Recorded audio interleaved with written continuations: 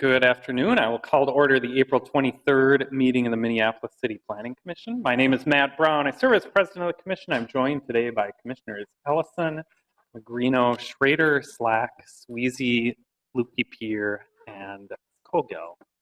At this time, if you wouldn't mind turning off or silencing any mobile devices so as not to distract us, that would be great. And we can get on with our meeting. Our first item of business is to approve the actions from the April 9th meeting. May I have a motion to approve those actions? So moved. We have a motion and a second. All in favor? That motion carries. Next, we will approve our agenda. You can find hard copies of the agenda in the hallway. We'll determine which items will be considered on consent, which we will discuss, and which will be continued to another meeting. So starting at the top of the agenda, item 1 is the Aurora Charter School expansion at 2101 East 26th Street. That's an expansion of a non-conforming use. Is anyone wishing to speak in opposition to or modify the staff recommendation on item 1? Seeing no one, I'll put item 1 on consent. Item 2 is Hiawatha Senior Living at 4136 and 4140 Dite Avenue. That is several applications related to an assisted living facility at that location. Is anyone wishing to speak in opposition to or modify the staff recommendation on item 2? Seeing no one, we'll put that on consent. Item 3 is Minnehaha Commons at 3001 East Lake Street, a site plan review for a new apartment building at that location. Is anyone wishing to speak in opposition to or modify the staff recommendation on item 3? Seeing no one, we'll put item 3 on consent. Item 4 is the Minneapolis impound facility at 50 DuPont Avenue North and 100 Irving Avenue North. That item will be continued to the May 7th meeting if anyone is here for that. Item 5 is the downtown Minneapolis Cambria and Fairfield development of 41 North 10th Street, 1001 Curry Avenue North, and 1001 and a half Curry Avenue North. Several applications for a hotel at that location. I know Commissioner Kronzer had a question about that one, so we'll discuss item 5. Item 6 is Minnehaha Academy North Campus Reconstruction at 3100 West River Parkway. And I suspect several of you are here for that item. We'll discuss item 6. Item 7 is 3612 through 3616 Bryant Avenue South. Several applications for a multifamily building at that location. Is anyone wishing to speak in opposition to or modify the staff recommendation on item 7? Yes, we have someone here, so we'll discuss item 7. And finally, item 8 is the U-Haul Moving and Storage at Hiawatha at 4225 and 4251 Hiawatha Avenue. Item 8 will be continued to the May 21st meeting. So if anyone is here for that, that will be considered on May 21st. So our agenda as amended is as follows. Items 1, 2, and 3 will be on consent. We'll discuss items 5, 6, and 7. We'll continue item 4 to the May 7th meeting and continue item 8 to the May 21st meeting. Commissioners may I have a motion to approve the agenda as amended. We have a motion and a second. All in favor? And that motion carries. We have one action item today, and that is to approve the written reasons for denial of several applications for property at 407 15th Avenue Southeast at the April 9th meeting. May I have a motion to approve those written reasons for denial? We have a motion and a second. All in favor?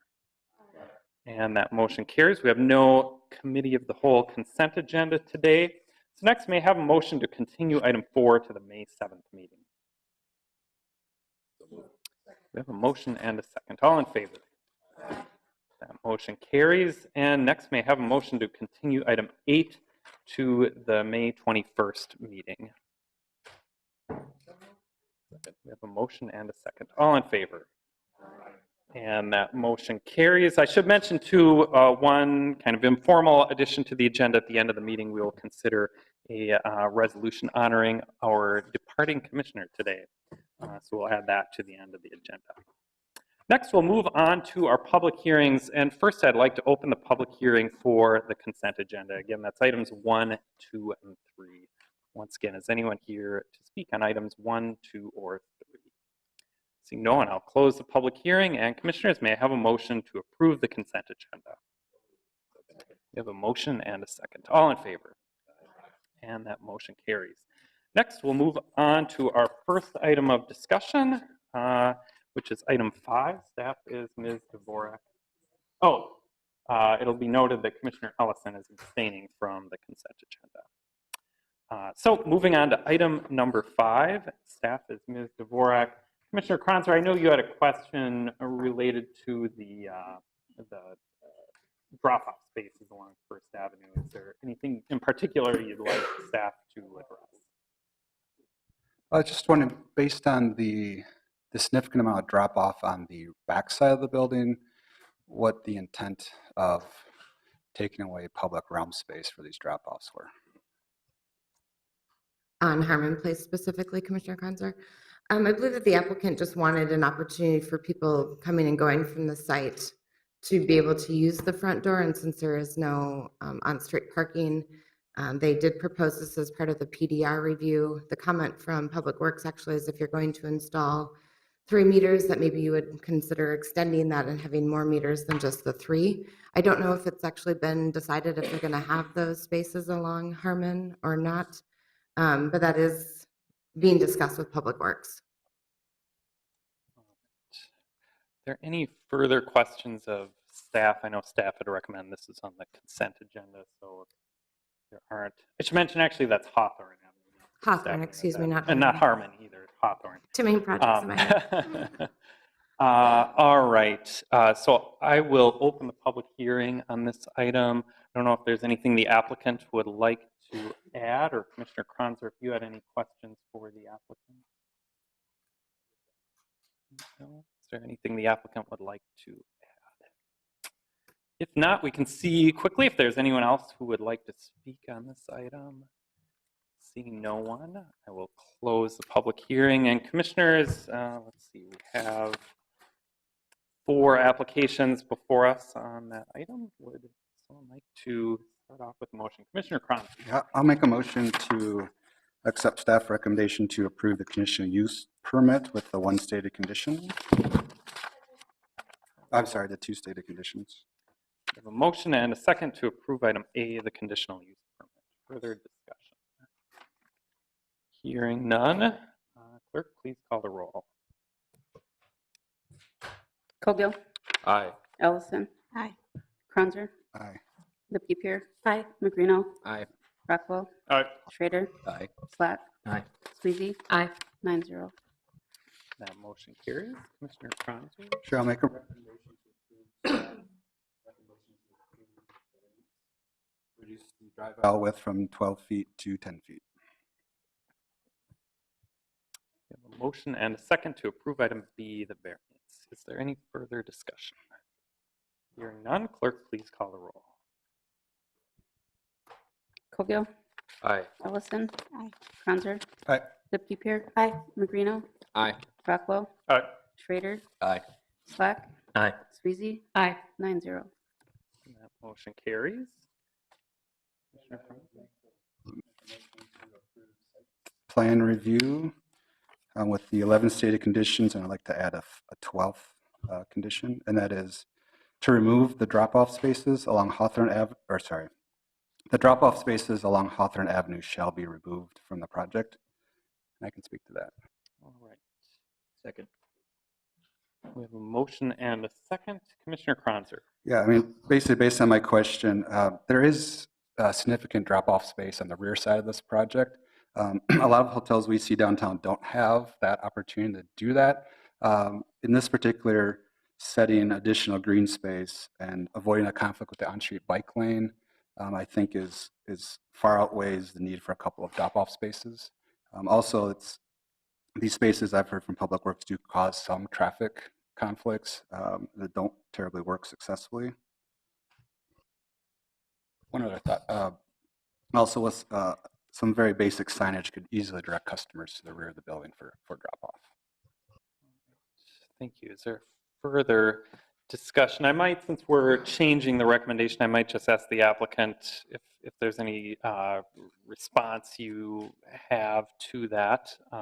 You're welcome to do that. I might, in the meantime, just ask staff. I know there's maybe been some discussion about eventual reconstruction of First and Hawthorne Avenue. Is that is it known if that road is maybe wider than it needs to be now, or if eventually it could be reconstructed in a different configuration, or is that farther off? At the time.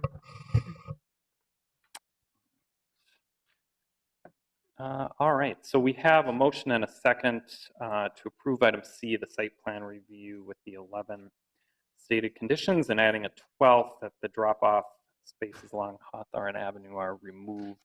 Is there any further discussion? There's no further discussion, so clerk, please call the roll. Cogill? Aye. Ellison? Aye. Cronzer? Aye. Lipke-Peer? Aye. Magrino? Aye. Rockwell? Aye. Schrader? Aye. Slack? Aye. Sweezy? Aye. 9-0. That motion carries. Finally, we have the preliminary plat. Commissioner Cronzer. Yes, I'd like to make a motion to approve the primary plat. Is it the final plat? Let's do it. Just preliminary plat. Approval to approve the primary plat. Second. We have a motion and a second to approve item D, the preliminary plat. Is there any further discussion? Hearing none, clerk, please call the roll. Cogill? Aye. Ellison? Aye. Cronzer? Aye. Lipke-Peer? Aye. Magrino? Aye. Rockwell? Aye. Schrader? Aye. Slack? Aye. Sweezy? Aye. 9-0. And that motion carries. That concludes our discussion on item 5. We'll move on to our next item for discussion, which is item 6, Minnehaha Academy. Staff is Ms. Seffer.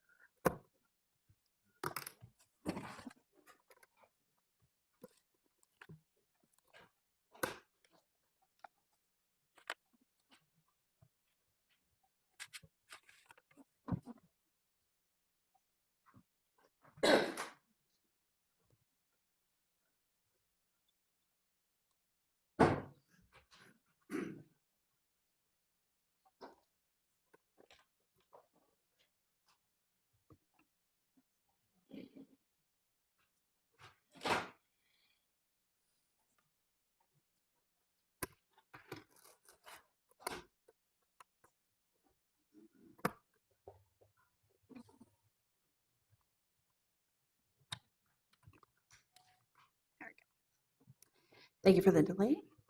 Good afternoon, President Brown and Planning Commissioners. Item number 6 for today is in the expansion of the Minnehaha Academy Upper Campus for a school addition. Minnehaha Academy has 2 campuses, one at 4200 West River Parkway, the south campus, where the existing elementary school and middle school additions are located, and the upper campus, which is located here. As you can see, this is a photograph that was taken in April of 2017 prior to an explosion that occurred later that year in August, where portions of the high school that were existing were demolished. There are 2 existing buildings that are remnant that remain. The north building, Building A, is for the athletic facility, and Building C at the south end is for the existing chapel.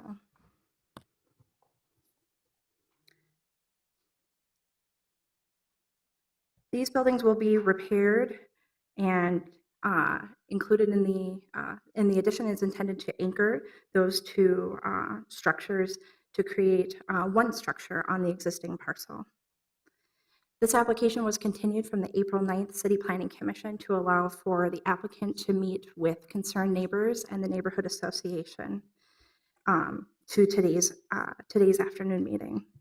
They met with the Neighborhood Development Committee for Longfellow Community Council on April 3rd. They hosted a community meeting on April 4th, and out of that came a task force. And you can see in today's addendum packet, there were several conditions of approval that were asked to be considered by the task force. They held a second community meeting to show revised plans, and then also to discuss the proposed project with the community again on April 18th, last week Wednesday. The subject property for its entirety is zoned R1 single family district. That's the primary district applicable to the site. The site is also located in the Mississippi River Critical Area Overlay, which you can see is highlighted in a gray color that covers approximately 3/4 of the site. Where you're seeing blue line here with the dotted portion, that's a portion of the site that's located in the Shoreland Overlay District. So the prevailing requirements for the proposed project today are for the R1 single-family district. So the maximum height will be regulated by that district, and there are no development within or on 40 feet of, within 40 feet of a top of a steep slope. Therefore, there are no variances or specifically to the Shoreland Overlay or Mississippi River critical area. The proposed addition would add about 72,000 square feet, and the entire site would have a gross floor area of about 169,000 square feet. As proposed, the addition would be 3 floors, but it is measured 4 stories because of the height for the addition. There would also be a steeple that you can see here kind of at the center of this rendering in wood, and that would be for the steeple. As proposed would be 64 feet to the top. Since the original notification, variances to allow for that southeast parking lot located here originally required variances to reduce the front yard setback along West River Parkway, and then also a corner setback variance to allow for that parking area. Had revised, sorry, feels like I'm a little in and out. The applicant revised the plans to move the addition to the north, which then allowed the parking lot to adjust to the north. Therefore, those variances have been withdrawn.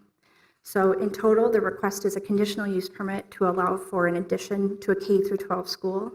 K through 12 school is a conditional use in the R1 district.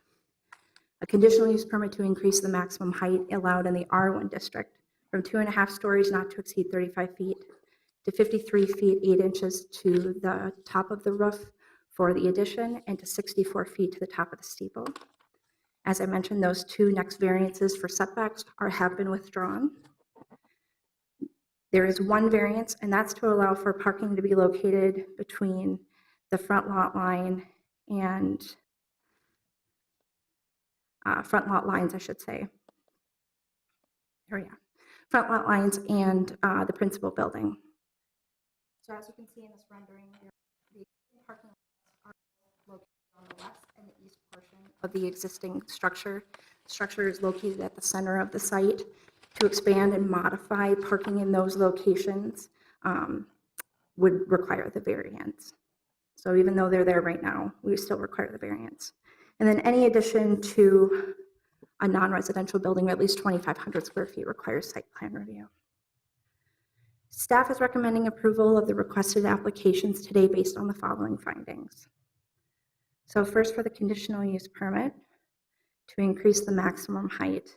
The existing school is a conditional use in the R1 district, and the proposed addition would replace 32 of the classrooms that were lost during the explosion and add 5 more.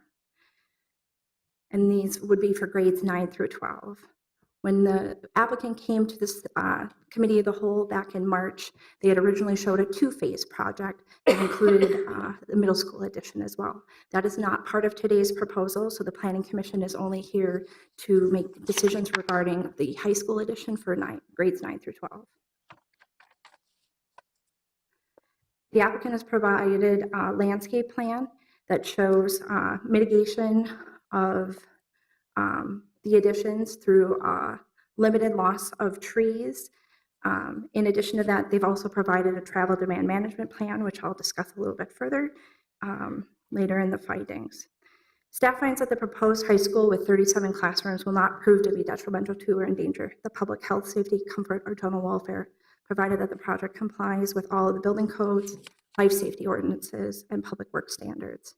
Nor will be injurious to the use and enjoyment of other property in the vicinity, and will not impede on the normal and orderly development and improvement of surrounding properties in the district. Staff finds that the existing utilities and access roads are adequate, and that adequate measures have been taken or will be taken through compliance with the travel demand management plan to minimize congestion of the public streets. There's been quite a bit of conversation about what the required parking is for the proposed project. It was something that we talked about at the committee of the whole as well. So with the existing school, they had a parking requirement of 154 spaces. However, their existing parking far exceeded what we would allow as a maximum. They had 269 on the existing site. Therefore, there were 115 grandfathered or non-conforming parking spaces to the maximum. So as we see here today, the proposed project exceeds the maximum by quite a bit. The maximum allowed based on the number of classrooms and driving age students would be 198, and as shown, there would be 234 surface parking stalls. In addition to vehicle parking, they are also providing 111 new bicycle parking stalls for staff and for students that will be biking up to the site. The applicant has provided a draft travel demand management plan included in your packet today. They're expecting a demand for the proposed expansion up to 271 parking spaces. However, they have provided several mitigation strategies to help reduce single occupancy vehicles. Staff analyzed policies that support the conditional use permit for the addition to the existing school on pages 4 and 5 of the staff report, with additional guidance related to the Mississippi River Critical Area Plan. And staff finds that the proposed additions and site improvements to the existing high school are within the historic scale and consistent with the comprehensive plan and critical area plan. And lastly, the project complies with specific development standards for a K-12 school. All conditional use permits and variances are also required to be analyzed for the following 3 findings when any part of the property is located within the shoreline overlay.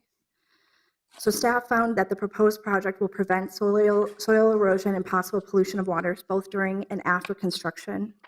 They'll be required to apply for comply with stormwater management requirements and have a stormwater management plan approved by the City of Minneapolis Public Works Department. Any erosion control measures are required to be in place both prior to,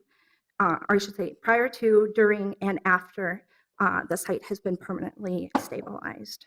After the construction, the areas adjacent to the addition and the new surface parking areas will be fully landscaped. Therefore, staff finds that the subject site will not significantly alter or affect the water quality of the Mississippi River.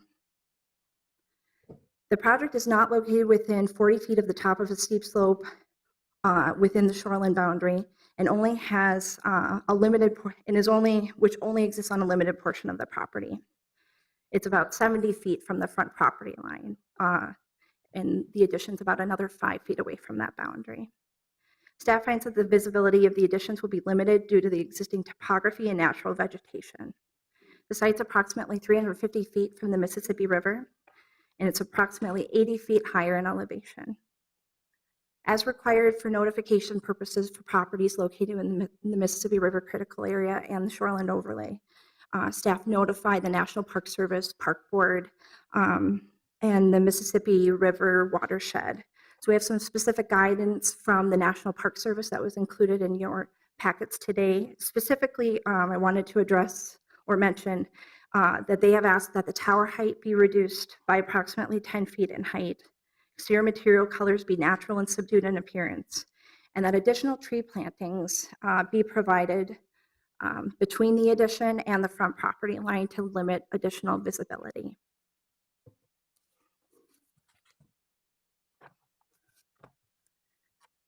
Staff is also recommending approval of the conditional use permit to increase the maximum height based on the following findings. Staff finds that the proposed addition, 72,000 square feet in area, 53 feet, 8 inches tall for the structure and 64 feet in the steeple would not be detrimental to or endanger the public health, safety, or welfare, provided that it complies with the applicable building codes. The surrounding area is fully developed, predominantly with low-density 1- and 2-story residential uses. The Danish American site is immediately to the north and is a 3-story structure. The subject property is about 10.6 acres and is located at the center of the property. The proposed additions will be comparable in height to the building that was lost. It's actually a little bit shorter, lost due to the explosion. Staff analyzed the height and the utilities, the traffic and the utilities through the conditional use permit for the land use. So staff also wanted to make note that the applicant has demonstrated attention to migratory bird safety. They've included some additional very specific conditions of approval for consideration, also included, it was the top page of your addendum packet today. So staff finds that the proposed addition, again, would be consistent with the historic scale of the site and consistent with the applicable policies of the comprehensive plan and critical area plan.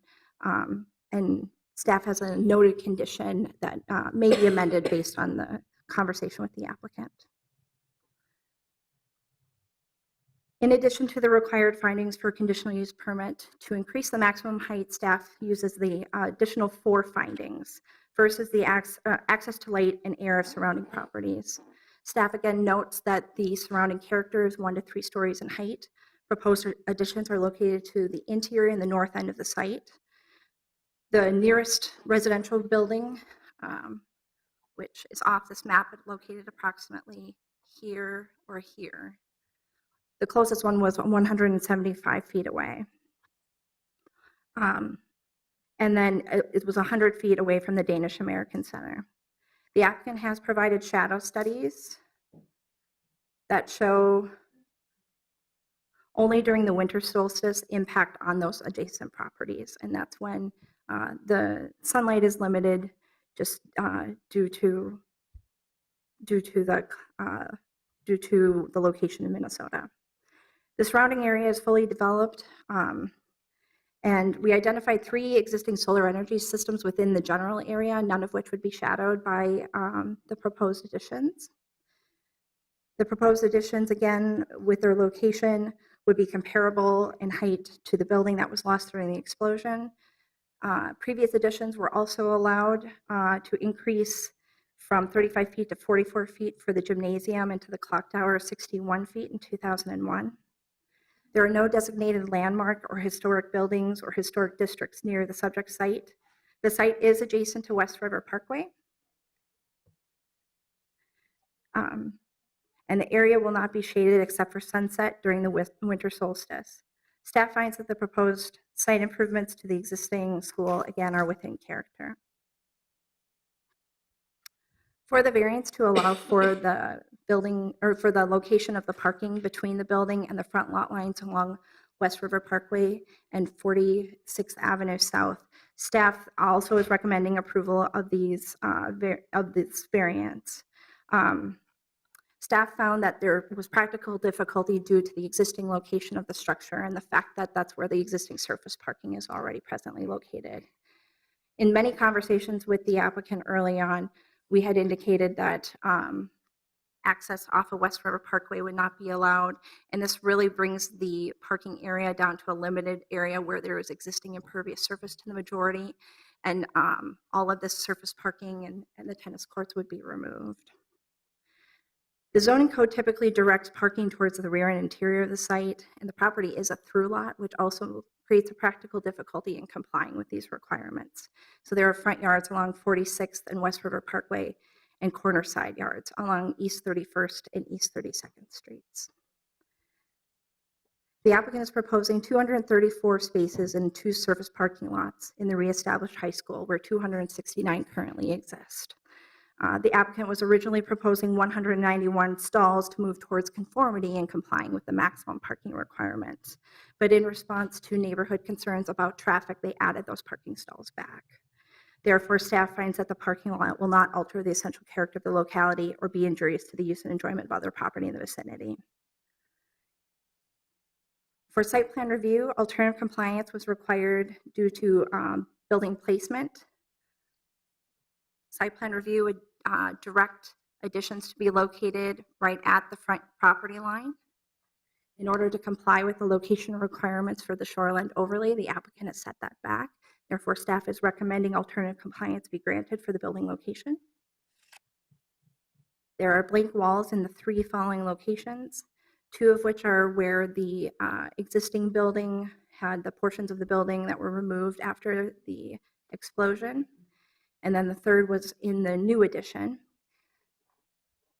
Staff is again recommending alternative compliance be granted for these portions of the existing buildings There is a potential for a phase 2 that would infill this development here. Those blank walls would not be visible. And then also the blank wall, when looking straight on from the public right-of-way, would not appear to be blank for more than 25 feet. Therefore, staff is recommending alternative compliance. The exterior materials, there are more than 3 due to the existing stucco, which is more of an accent material. Therefore, staff is recommending alternative compliance be granted.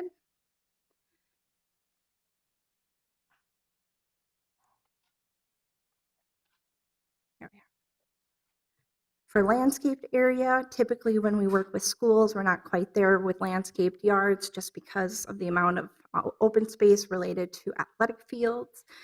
So 18% of the site not occupied by buildings would be landscaped. However, 48% of the site would be pervious. Therefore, staff is recommending alternative compliance. There are 711 shrubs required. Based on the quantity of landscaping, staff is recommending that the applicant comply with this requirement, and they have agreed to that as well. Staff is also recommending additional parking lot screening. This was also supported by the Minneapolis Park and Recreation Board to limit the visibility of the parking lot. So where it's shown here as green, that would have a minimum height of 3 feet and either be a combination of a hedge with an ornamental fence or some type of landscaping that would allow for the parking lot to be screened from view.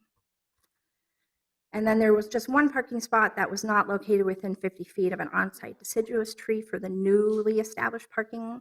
And so I've noted the location where an additional tree would be required. So that concludes staff's presentation. I'd be happy to answer any questions. Okay, commissioners, are there any questions of staff?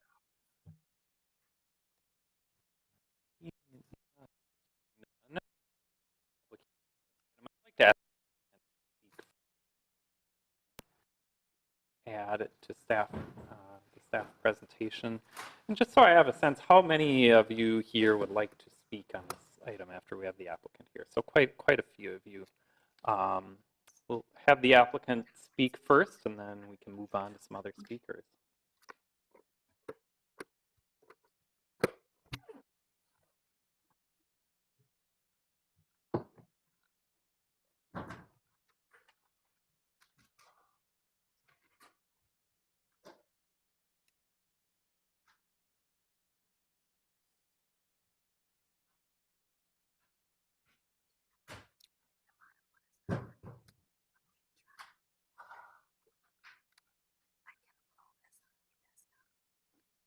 I can just use the arrows. Okay. My name is Mike Berg. I'm an architect with Cunningham Group Architects, the architects for the Minnehaha Academy project. So our address is 201 Main Street Southeast in Minneapolis, Suite 325. And I just want to thank the commissioners for the time today, and Shannon and the rest of the staff for a very thorough presentation. Just wanted to talk a little bit about the project and some of the interactions that we've had over the past few weeks with neighborhood groups and the task forces. It's been a great couple of weeks of interaction and dialogue. We've gotten a lot of really good feedback on the project, and I think a lot of that has helped make the project better in a lot of ways. And so we're going to talk about some of those things. I'll try not to repeat too much of what Shanna talked about in her staff presentation. So this diagram on the screen shows an overlay of the existing property, the current property with current tennis courts, parking. It shows the overlay of the new building, and really we just show this to illustrate the idea that the parking is not extending beyond the existing paved surfaces. We had a lot of dialogue with the neighborhood and advocates for the Parkway about making sure that we maintain the trees on in that oak savanna along the Parkway. And in fact, we aren't impacting any of those. We'll do what's necessary to protect those trees during construction. And the parking is within, like I said, the paved area of the tennis courts and the existing parking lot. This image shows some of the setback requirements, all of which we're complying with. As Shanna had mentioned, there is the one variance for parking between the existing building, the existing chapel building, and the Parkway. And that parking was existing. It's really just a reconfiguration of that parking layout.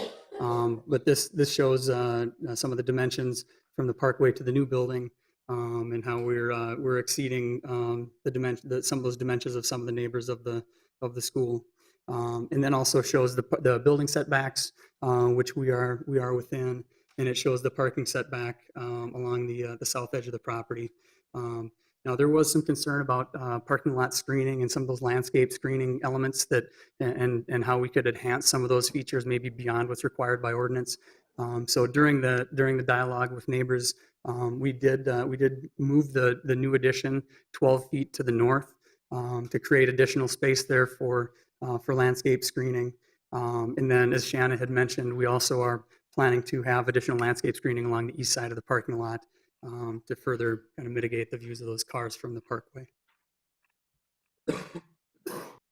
This diagram, again, there was a lot of talk about traffic and access to the site. This diagram is showing basically where the cars that are dropping kids off and the staff cars are going to be parking in the east lot, and then the expansion of the west lot, as Shanna had mentioned. And then the green line is showing how ongoing operational deliveries would access the site in a new loading dock location, which is important for the servicing of the new school and the ongoing operations of the existing buildings. Oh, I should probably also mention that the buses along the South Road, we're talking about a short period of time at the beginning and the end of the school day, 4 buses for a short period of time for drop off and then pick up. So lots of conversation about trees and making sure that we're doing everything we can to protect some of the larger trees that are on the property. And when we first started this process, we actually were intending to remove a number of trees that were in the interior courtyard between the chapel building and the athletics building. You can see that the trees that are noted in orange are the trees that we are going to endeavor to save as a part of our construction process. We met with an arborist, and that arborist gave us some advice on which trees were salvageable, which ones he recommended removal based on building proximity or some of the other site features. Since that meeting, we've made some adjustments to the site plan and to the building edges to create some more space between the trees that are in the courtyard, closest to where the new building is shown in white on the screen. And then we also looked at a couple of larger trees, oak and elm trees that are along the west edge of the parking. You can see those also in orange in the far northwest corner of the larger parking lot. And those trees we will attempt to save and balance the idea of adding additional parking with what those trees need in terms of water and nutrients, and how we are able to pave around those. There are 2 trees that we are showing removal, 2 larger trees, I should say. One of them is right up against the existing building, and that tree, based on the proximity of the building and the excavations that'll be required, we won't be able to save that tree. And then the other one is up in the northwest corner of the site by the loading dock that we saw in the previous image, where we look at the green line that shows the site access, and that tree will need to be removed in order to regrade for access to that loading dock.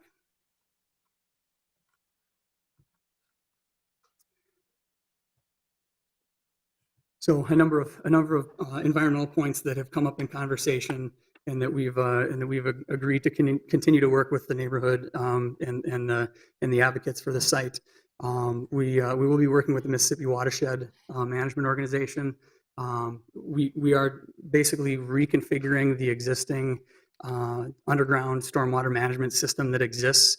There's a series of underground vaults that are under the current parking lot.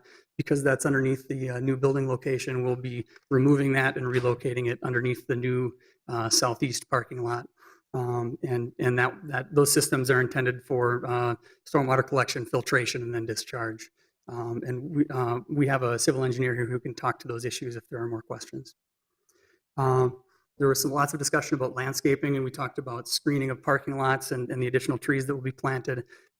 We talked about using native plants and pollinators and some of the landscape elements that would be more native to the area.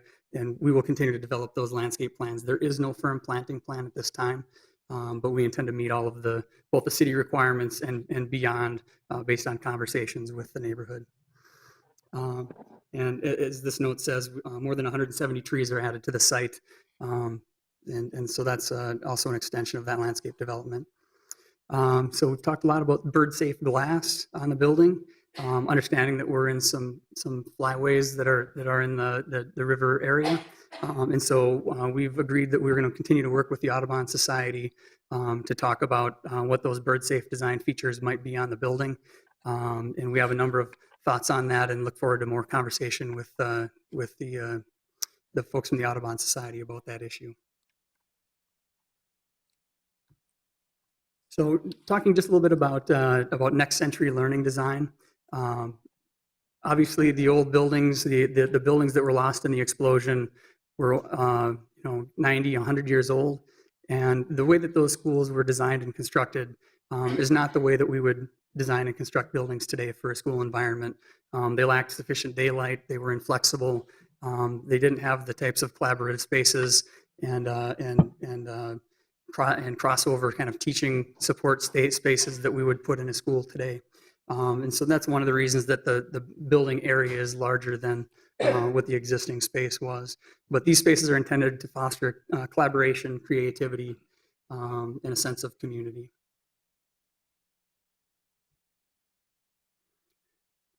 So Shanna mentioned the height of the building. The new buildings are in fact about 3 feet lower than the original building that was lost in the explosion.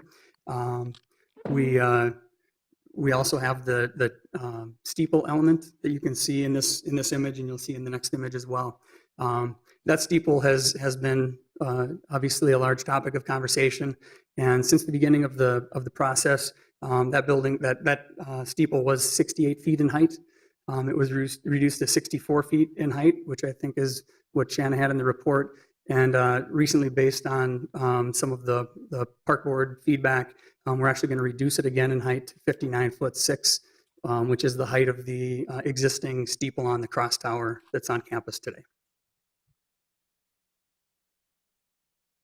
So here's another image just showing that steeple height and then some of the materials on the new building and existing building being primarily brick and stucco. The new building, we're showing it as a glass fiber composite panel. And you can see some of the sunshades that we're using, both for daylight control, for some heat gain control to support our mechanical systems, but also those features will help with some of the bird-safe glass issues. So this is a slide that was provided by, I believe, by the Park Board, the Park Service, and basically these were taken to give an indication of what was visible from the Lake Street Bridge and from across the river. And as you can see, the existing clock tower steeple is not visible from those areas, and being that the new steeple is the same height, that we would expect that would be the same. And then just because we wanted to make sure that it was that we were being fair with the seasons, we also took some pictures just last week from Lake Street. We took a number of images. I'm not sure if they're all in here, but as you work your way down Lake Street Bridge, the top of that steeple through the trees when the leaves are off of them. Shannon talked about the parking counts, so I don't know if I need to reiterate all of that, but just suffice it to say that we heard the neighbors' questions about on-site parking and the desire to have more on-site parking to limit the amount of street parking. And so we have increased the parking counts a couple of times and tried to make them as efficient as possible to get as much on-site as we can, including maximizing the stalls in the west parking lot that you can see on the screen. The other issue that I talked about before about justification, that's what this slide represents. You can see the shift in the building from its black footprint originally to the red footprint that's on the screen. And that created room for those additional landscape buffers to the south and east.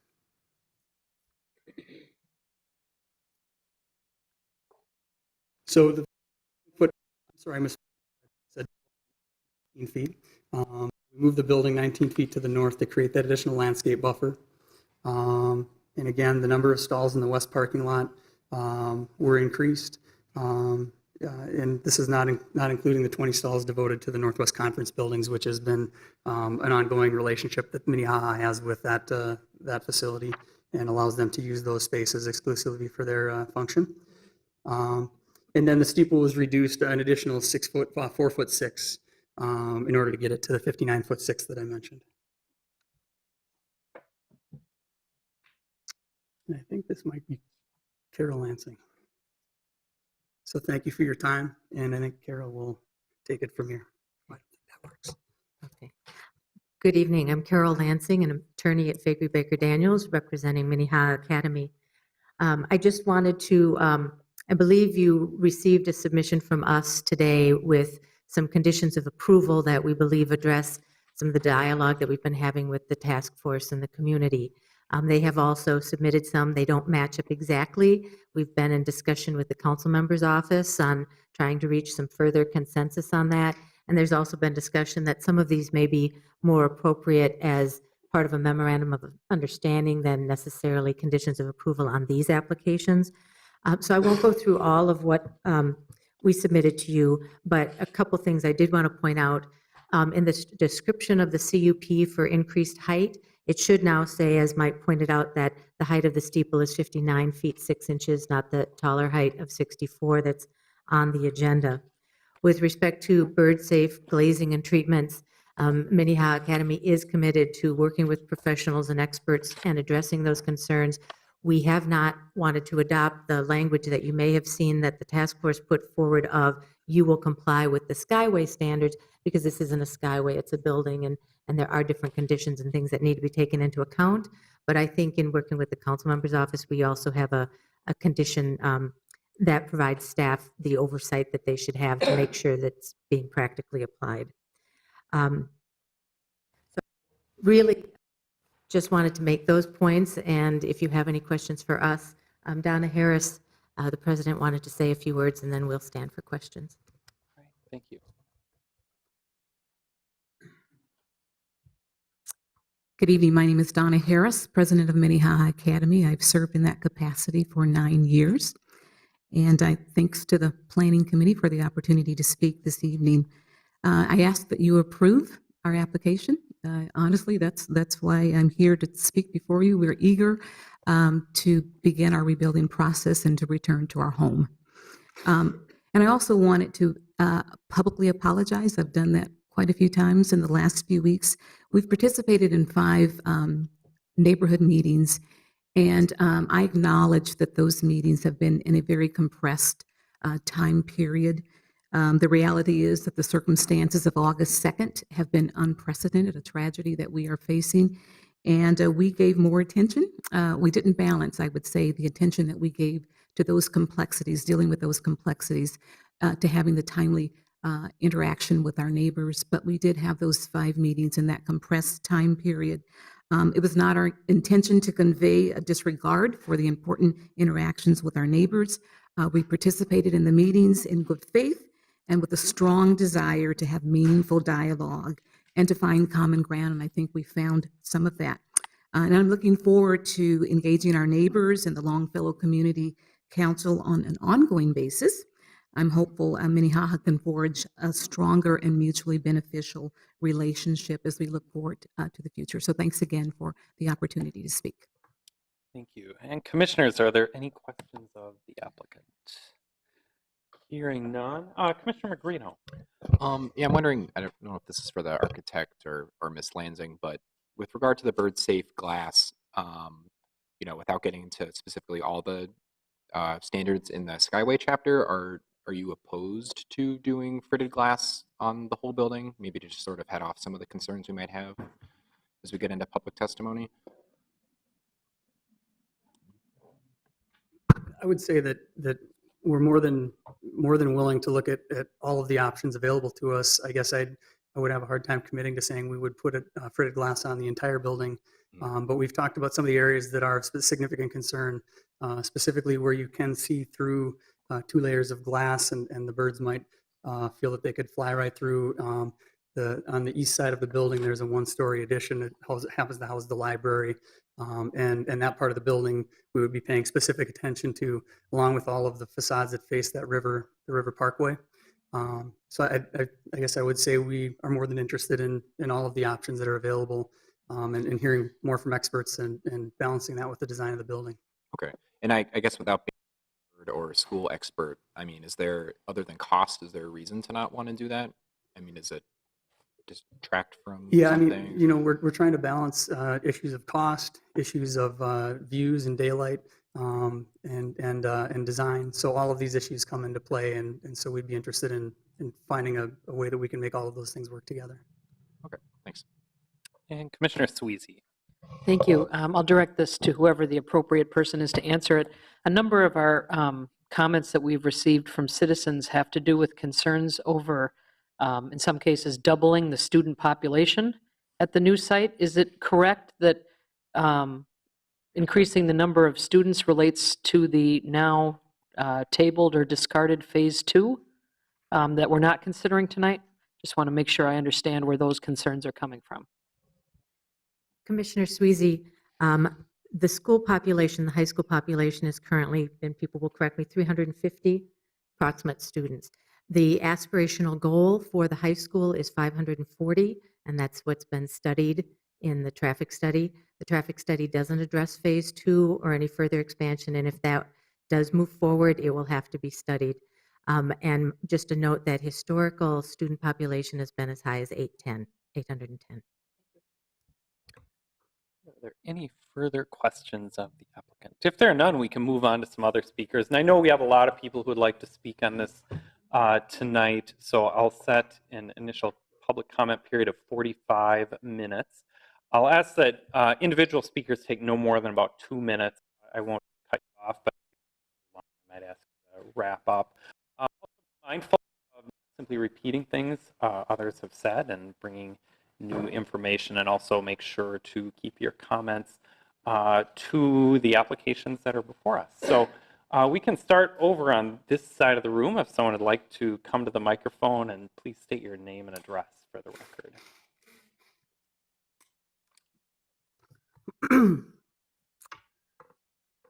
Good afternoon, Chair Brown and Planning Commissioners. My name is Irene Jones. I am the River Corridor Program Director with Friends of the Mississippi River.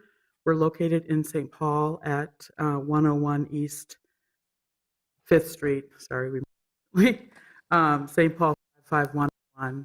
I live in Minneapolis, fellow neighborhood as well. And I also sent a letter that was written based on the proposal before. There was changes made, so some of that does not apply, and I've summarized some of my comments, and I have a couple other comments based on things that were said. But if you're not familiar with us, we work throughout the metropolitan area, and we focus a lot on the national park, the Mississippi National River and Recreation Area. And so with regards to the Minnehaha Academy expansion, our perspective is aimed at making sure that the public resources of the national park, which is also a city park and a regional park, are preserved for current and future generations. You've probably read in a few of the letters and perhaps are already familiar that this is a very unique and special part of the river along the Mississippi Gorge, the only gorge on the entire river and in our continent. And with protected parkland on both sides, it provides recreational opportunities for millions of people who use the parkway, who are impacted by things that are built along the parkway, such as this. So, and it also provides really highly significant habitat for birds. We appreciate that Minnehaha Academy reconfigured their project to reduce the number of mature trees that will be lost, but we remain concerned that the proposed new buildings will have significant negative impacts on the Mississippi River Gorge and the national park.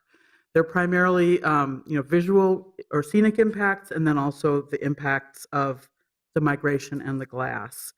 So the height limit in this area is 35 feet for a good reason. It's to preserve the surrounding character of the neighborhood and to protect the river gorge. almost a decade of stakeholder discussions and deliberations around new rules for the critical area, which are coming online as early as 2019 in Minneapolis, was that 35 feet was reinforced as the height limit for this area. And so we're really concerned that they want to go up to 55 feet. Their other buildings might be that high behind them, but we'd like to see the buildings step down as they get closer to the river. I believe that's part of your own critical area plan and goal, to have that to match the character of the river gorge and the river valley. And basically, we just feel that 54 feet with a 64-foot steeple is too tall for how close they want to be to the river. They're sort of in, they're going to be moving into the space. So what is now a visually appealing buffer of open space would be replaced by tall buildings that would impose on be out of scale. I do want to ask you to start wrapping up. Okay. Going on for a little while. So basically, I think one of the big questions that we have not had answered is, why does a 3-story building be tall? There is a 5-story building across the river that's 50 feet tall. And so they haven't really explained that. They haven't justified that. I have some more about birds that I'd like to say. The main thing I want about birds was shocked when I just heard the architect suggest that one of the reasons that they don't want to do the bird-safe glass is to balance it because of views. They're talking about their view of the river from the school as being something that has to be balanced against the survival of migratory birds on the Mississippi River. So I was shocked. Some people may have even heard me gasp, because I did. I haven't heard that argument before, and that's very disturbing to me. I feel like cost is one thing, but if you're worried about your own view, that's obviously why they want to be so tall. So I would ask that you reduce the height, and then they could go back and work with the neighbors on trying to figure out a way to make the height a little bit lower, and I think a lot of people would be happier about that. Thank So, you. If you have any questions, let me know. And, Thank you. Next speaker. Go next. Yes. And please state your name and address for the record. Just a little bit. Hi, my name is Sharon Sells Belton, and I live at 3332 Edmond Boulevard. I've lived in my home for the last 22 years. I'm here today to ask the Planning Commission to deny the CUP and the variances that have been requested by Minnehaha Academy. I'm saying that at the same time, I want to express my support for the expansion, but not as they proposed it. We welcome the 350 students into our neighborhood, and probably could even accommodate the 500 plus students that they'd like to bring to our neighborhood, but not without addressing the traffic and the parking issues that the neighbors consistently have presented in the meetings. I also think it's important for us to go on, for me to go on the record expressing my support for the protection of the public parkway and the preservation of the Mississippi River corridor. I probably spent 25 years of my life working to protect and preserve the Mississippi River, and I really would like to have that work respected and honored. I did not do that alone. I've been joined by lots of citizens in our community who every year, even right now, are on the river cleaning buckthorn and doing everything that we can do so that the visitors into our area can enjoy our community. My major concern about this project and where we are today is that as a resident, because I didn't live 350 feet from the building, I received no notice of the discussion about the expansion. I'm not alone. All of my neighbors who live outside of 350 feet didn't know anything about this until April 4th, when my neighbor across the street sent me an email and said, "You've got to tell your neighbors that this is going on." My concern, of course, is that this is not how good neighbors respect each other and work together. It's not how a guest in the R1 neighborhood, and again, the school is a guest in the R1 neighborhood. It requires a CUP, and the planning staff reported that. This is not how a guest in a residential neighborhood treats their host. We're not there yet. We've had a lot of conversation about what we can do to resolve our differences. My concern is that the Minnehaha Academy has said to us, we're not making any substantial changes in this project. We've done enough. Well, they may believe that they have, but we're here today to tell you that there's more that they can do. One of the two last points, Mr. Chair, that I'd really like to make is that if we really wanted to protect the Parkway and the Mississippi River corridor, we could simply do that by pushing the building back a little bit to the west. And then we wouldn't be talking about building materials to protect the birds and the wildlife who have been traveling down this Mississippi corridor for longer than all of us combined, are living. These are not frivolous requests that we're making. These are requests that really protect the integrity, of our Mississippi River, of our neighborhood and our community. And this is not just about Minneapolis. This Mississippi River is a national treasure. It is internationally known. The Grand Rounds have won awards all over this country affirming what we've been building here for a number of years. I really don't want the CUP to disrupt that.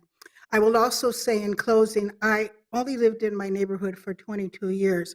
I was not a part of the debates and discussions that my community has had with Minnehaha Academy in the past.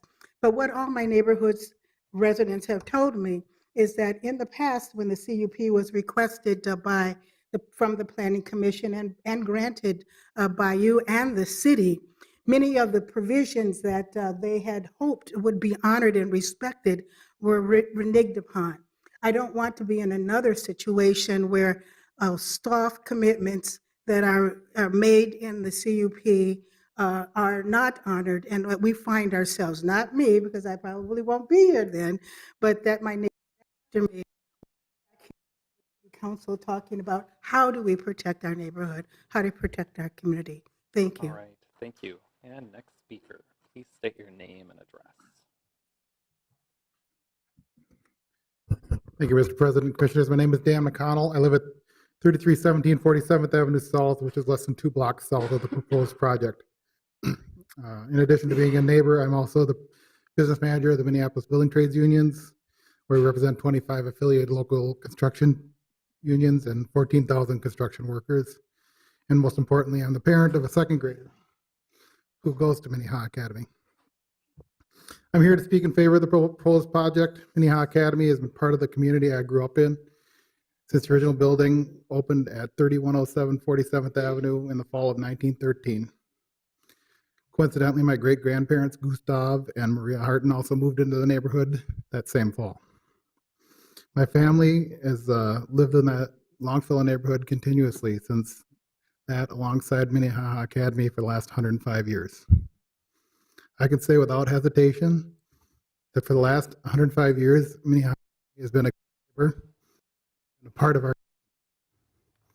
One of their core values is being a caring community and a belief that we share a unity based on care for one another rather than for conformity. My first direct experience with MA was when I was a junior in high school when I took my ACT test at the school. Later in life, I served 2 terms on the Longfellow Community Council. This is where I learned that Minnehaha is always willing to allow neighbors to use their space for meetings and activities. And most recently, as a parent, I've gained a new appreciation for Minnehaha Academy and for the part they play in our community as neighbors. An example of this is how they have handled this process. Minnehaha Academy staff and board members are not experts in this process or in building buildings. They're experts at educating kids within buildings. They quickly realized they needed to work with the surrounding residents on the plan for the rebuild. They've done so with a true desire to do better. Since the initial plans were designed, Minnehaha has listened to the neighbors and made substantial changes. They've decreased the building's height and scale, increased landscaping screens, opened the memorial garden to the public. They're looking into the bird safe issue. They really want to figure that out. In 1979, following a 4-alarm fire that destroyed the Chapel Brick School, made the decision to leave Minneapolis for the suburbs. Despite the challenges of running an inner-city school, Minnehaha Academy didn't follow the lead of their neighbor to the south. Instead, they saw an opportunity. They bought the South Campus and invested in our community. Nearly 40 years later, after another tragic event, history is repeating itself. And like they did following the 1979 fire, Minnehaha is redoubling their commitment to our community. Instead of leaving, they want to stay. They're proposing to invest tens of millions of dollars in our neighborhood. They're doing this because they have a core value of being an urban school and believe strongly in educating students in the urban core. Minnehaha Academy is the kind of neighborhood I want, and it's exactly the kind of neighbor our city should want. And I would respectfully ask you to support this plan. Thank you. And next speaker, please state your name and address. I'm John Lauber. I live at 3220 Edmond Boulevard, which is about within the 350-foot radius. I've lived within 1 block of Minnehaha Academy for 33 years. I also want to say something that I think is universal in the neighborhood, which is everyone expected the Academy to rebuild after the explosion this summer, and everybody supports that. We do not support the way they're going about it at the moment. I'm going to address one of the issues. In their efforts to justify the scale of the reconstruction and expansion project currently under consideration by the Minneapolis Planning Commission, Minnehaha Academy and its design team have repeatedly cited 2 things. We respect the river, and we've been on this site since 1913. I think it is important to note that 30 years earlier than that, before Minnehaha Academy existed, and when the city limits of Minneapolis extended only as far as 38th Street South, a group of local visionaries hired H.W.S. Cleveland, a renowned landscape architect from Chicago, to draw up a framework for a citywide park system. Among the first things to attract his attention was a strip of land that ran along the west bank of the Mississippi River Gorge from the heart of the city to the river's confluence with Minnehaha Creek. The significance of that strip of land as a natural and cultural resource has been reinforced many times since then. You've heard some comments on that already. The city acquired the land, integrated it into its park, the West River Park, and the driving path through it in 1904. Works Progress Administration, walking paths, stone retaining walls, and scenic overlooks around Parkway during the 1990s. Today, the area is designated as a National Scenic Byway. Included in the Mississippi National River and Recreation Area. It is protected under state law as part of the Mississippi River Corridor Critical Area. It is internationally recognized as a flyway for more than 300 species of migratory birds. According to the Minneapolis Park Board, it has been known as the nation's preeminent urban parkway system for more than a century. At the local level, the West River Parkway is considered eligible for listing in the National Register of Historic Places as part of a pending Grand Rounds Historic District nomination. It is zoned for low-intensity use for virtually its entire length, and it is part of the Mississippi River Critical Area Overlay District. In theory, the city's zoning ordinance, is intended to protect the character of the area by imposing certain restrictions on new development, including a provision that buildings in the area should not exceed a maximum height of 2.5 stories or 35 feet. None of this is secret. Yet when the Academy architects developed new construction on the North Campus, they create a design that conflicts with these requirements. If the current design is approved, the new Minnehaha buildings will exceed the theoretical height limit by nearly 19 feet, making the Academy buildings the tallest structures between Minnehaha Park and the Mill District.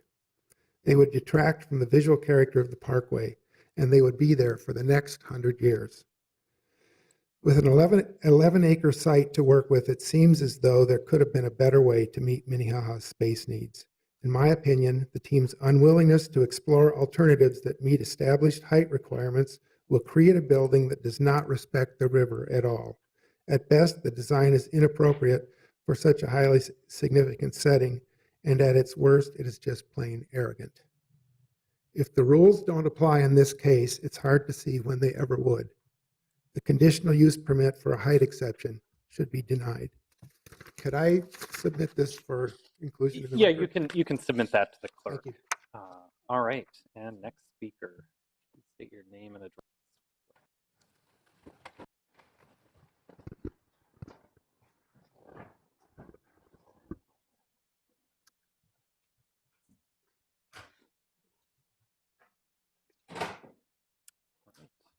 Good evening. My name is John Guerra, and I am a close-by neighbor with my wife and 2 children of in real estate development. That both I serve on the task force to raise concerns. The circumstances around this rebuild are tragic, and everybody here supports a rebuild. But I believe the plans and analysis before you tonight should feel unusual to you. I ask from each of you to understand why. Regarding the plans, usually fast-track plans avoid conditional use permits and variances to avoid time needed for public reconciliation. This plan is unusual because the initially submitted design had 5. Except analysis, support from groups like LCC. It is unusual, however, that LCC had no meetings nor open comment period to record concerns. LCC's board still felt it appropriate to issue a letter of support for this project on behalf of the public. Accepting LCC's endorsement as one of public support is usual. Today, it would be unresponsive. Regarding the CPED report, it is unusual that the TDMP suggests that a traffic cop standing on West River Parkway is an acceptable traffic management strategy. It is unusual to me that CPED acknowledges in their report that, among other impacts, traffic will, quote, be an issue for the neighborhood, but finds there will be no impact on safety, comfort, or general welfare for the neighbors. Except CPED endorsement of the plan with minor changes is the usual thing to do. Here, irresponsible community impacts simply haven't been addressed. After 2 weeks, the only changes made to the plan were either required by city staff or reduced the variances needed for Minnehaha Academy. I sent you a letter this weekend through Cam Gordon. I hope you've had time to review our concerns and our suggested conditions of approval. I know this time has been short for you. I appreciate any given. Also very short for us. Without the help of LCC organizing, the force has been the only process for public input and feedback. We have jobs and kids and have been working as hard as we can, nights and weekends, not because we don't want Minnehaha Academy to rebuild. We want them to rebuild. We want them here. I'd ask for understanding of parents and staff about this issue. We just want our streets to be safe, natural resources to be protected, and the whole neighborhood to flourish, not just Minnehaha Academy, but its neighbors too. We had hoped for a 2-week delay to finalize some of the legal solutions to some of our concerns. After the planning staff report and LCC endorsements were received last week, we were told that time was off the table. Accordingly, we'd ask that you take the very reasonable step of denying the conditional use permit as submitted and providing more time to address the issues. Thank you. Thank you. And next speaker, please state your name and address. Nathan Johnson, 3428 36th Avenue South, Minneapolis. Longfellow resident and one of the scores of Minnehaha Academy teachers, hundreds alumni and families who live in the neighborhood. And this is our neighborhood too, and it's been my neighborhood for 13 years. I speak to the commission and also to my neighbors, many of whom are here. And of course, the building is the discussion here. I'd like to talk a little bit about education and how the structure speaks to that. And I speak not on behalf of the school, but myself as an educator and a neighborhood resident. So who are we educating? Each year, hundreds of kids are in our building. That's who we're teaching. It's an increasingly socioeconomically diverse group of kids. It's an increasingly racially diverse group of kids, increasingly ideologically diverse group of kids. The large majority of them are Minneapolis and St. Paul kids. Minneapolis kids. Yes, we have kids who live on the area. We have kids who live in small apartments along Lake Street. And we have an increasingly diverse set of Minneapolis kids who are in our building. As to how we do it, we are educating not just for career skills, but we do that, But for big questions that I think we can uniquely address, questions like what humans are, what community means, what justice is, how love can transform people's lives. And small classes where the other kind of stuff. Really, I believe this is a type of education that we can offer, and it's essential to our community.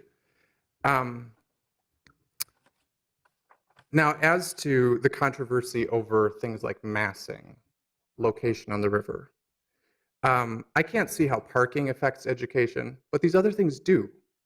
And as to the massing and the buildings could be shrunk, I suppose. That would be classrooms like mine, that would be less light. All these things which we are realized affect educational quality. The type of provide which I think is unique, better, spacious area from my experience from that I used to have. As to location, the location on the site, I see as improving education as we move it to the request to move it toward the river. The whole point is to reduce the natural. Educators are becoming increasingly aware of ways in which natural setting improves and connection improves. So I see it's not a way to have a view on the river, but a way to connect. And we've had, the way our building has been, we've been for many years disconnected from the river. And I ask that you consider this as a move to connect kids with nature in terms of the location and the site plan. Thank you. Great, thank you. And next speaker. Please state your name and address. Hi, my name is Doug Braithwaite. I'm the property owner of 3100 47th Avenue South, literally the closest neighbor to Minnehaha Academy. I am the third generation to own the property. Full disclosure, my residence is in Minnesota, relocating back into Minneapolis last year after the tragic passing of my sister, who, by the way, we had her memorial service in the Minnehaha Academy Chapel literally a week and a half to 2 weeks before the explosion. Academy has been a jewel and an asset to our neighborhood, but I'm also an alumni. My sister, 1967, my sister, 1978, myself, 1983. I'm coming to you in two different aspects. Number one, the most immediate concern is I got a call Friday morning that there's a proposal to move the current dead-end location of 47th Avenue, just off of 31st Street, to the northernmost property line of Minnehaha, which literally 18 inches from my driveway. That is prohibitive of me to be able to back in except backing from 31st Street. I have a van, I have trailers for personal use, I have equipment that comes in and out periodically. My dad operated a business out of there in 1952. We occupied that property since the spring of 1944. So number one, obviously, as the most affected, I mean, the whole neighborhood is affected by this proposal. But I'm greatly concerned about the setback, my access to my driveway as the taxpayer for that street that's in front of me. Even concerned with the disruption to the street that I'm paying an assessment for, with the diggings in the street, and adequately so, to a gymnasium after the explosion. But now I'm going to you alumni. And as alumni, Minnehaha Academy had a tragic event that the whole neighborhood, and literally the first two people on scene to help somebody were literally neighbors. Before even emergency people were there on the 47th Avenue side. You got a lot of outpouring support from the city of Minneapolis and from the neighbors. But then I've seen this totally eroded just in the last month because of how this is being incredibly rushed through. This is going way too fast. As an alumni, I'm saying I would rather And you guys can talk to alumni, and they'll support the school even if it's extended another year into 2020, to do this right and not rush it through, and to keep this jewel in the neighborhood, because it is, but it's getting tarnished. But as an alumni, I cannot support the current plan as it totally stands. There's so many aspects of it I don't care for. It's having a loading dock. Literally, trucks will be pulling in where it's going to be shining into my house. You're talking about moving the dead end, which needs to be honored, an agreement that was made 42 years ago. And to have it an access, a gate that's only meant to be open for emergency vehicles, as came to fruition very sadly, was needed. Fire trucks were out in front of my house, 2 rows of fire hoses down the street. It came that it was required to have that open for emergency vehicles. So from the standpoint as a neighbor, I'm number one concerned about that setback, because if this moves forward, which it probably is going to do, I'm really concerned about that you're limiting the access to my property. It affects my property tremendously as literally the closest building. Yes, I might be 140 some feet from the new building, but I'm literally 18 inches from my driveway is 18 inches from the Northwest Conference building line. And so I have great concern with that. I would like to ask the council here that you guys slow this process down.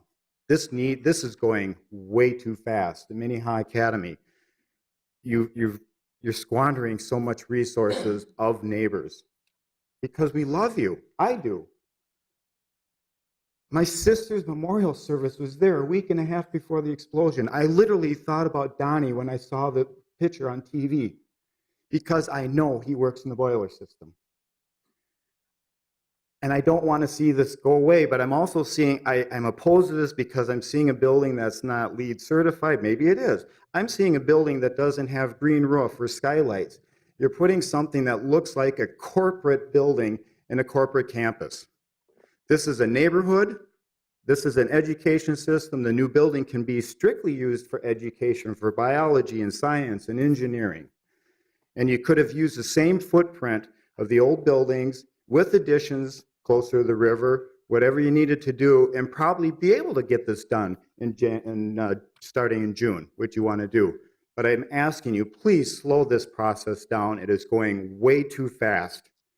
And again, as the property tax owner and as the closest one, that my driveway is going to be affected. For the past 42 years, we've had issues with snow removal with the city on that corner. The Minnehaha Academy has been good through different times, and I've been involved with snow removal with you guys. I shoveled Northwest Conference. I should ask you to wrap up now. I'm wrapping up. All right. But I'm telling, as an alumni, I'm very disappointed with how this whole process has happened. And to just say that, we're educators, we're not builders, well, let's work on that, okay? And please, slow this process down. Thank you. Next, Commissioner Luppi-Peer. I had a question for the last speaker. Excuse me. I think Commissioner Luppi-Peer has a question for you. Hi, sorry, just to clarify, in your request to slow the process down, can you possibly succinctly identify like maybe 2 or 3 goals you would hope to achieve if the process were slowed down? Because just slowing it down for the sake of slowing it down is... Number one, communication with the neighbors, and by the way, alumni. Because I will speak from an alumni standpoint. Nobody has received anything with the exception of dates. The arts department is going to open the spring of this year. The goal is to have the gymnasium back open by the fall of this year and to start construction in June of this year to be completed by the school year next year. That is way too fast. Okay, so communication. Communication, number one. I mean, that's a huge thing. And again, I'm sorry to mean to put you on the spot. I'm just trying to figure out what the goals would be. Right, and parking and issues and stuff like that. They could have designed using the same footprint, 80% of it. and where the STEM lab used to be, and actually extend out farther and still maintain the current parking, still maintain the tennis courts, still maintain the parking on the 47th Avenue side, which now is going to be at least 1/3 larger. So can I summarize? Sure, It's yes. communication, parking, and building design? Are those your Yes, three and areas? building design, yes. Okay. Yep. Thank you. Sorry. Thank you. Thank you. All right. Please state your name and address for the record. My name is Michelle Cody. My family of 5 lives at 3236 48th Avenue South, roughly 400 feet from the campus, depending on where you measure from. Might I add that on 46th Avenue, the whole north-south street adjacent to the soccer field never got a letter. Nobody got a letter. And I'm 12 houses away. I never got a letter. I found out about this 10 days ago, got on the task force 8 days ago.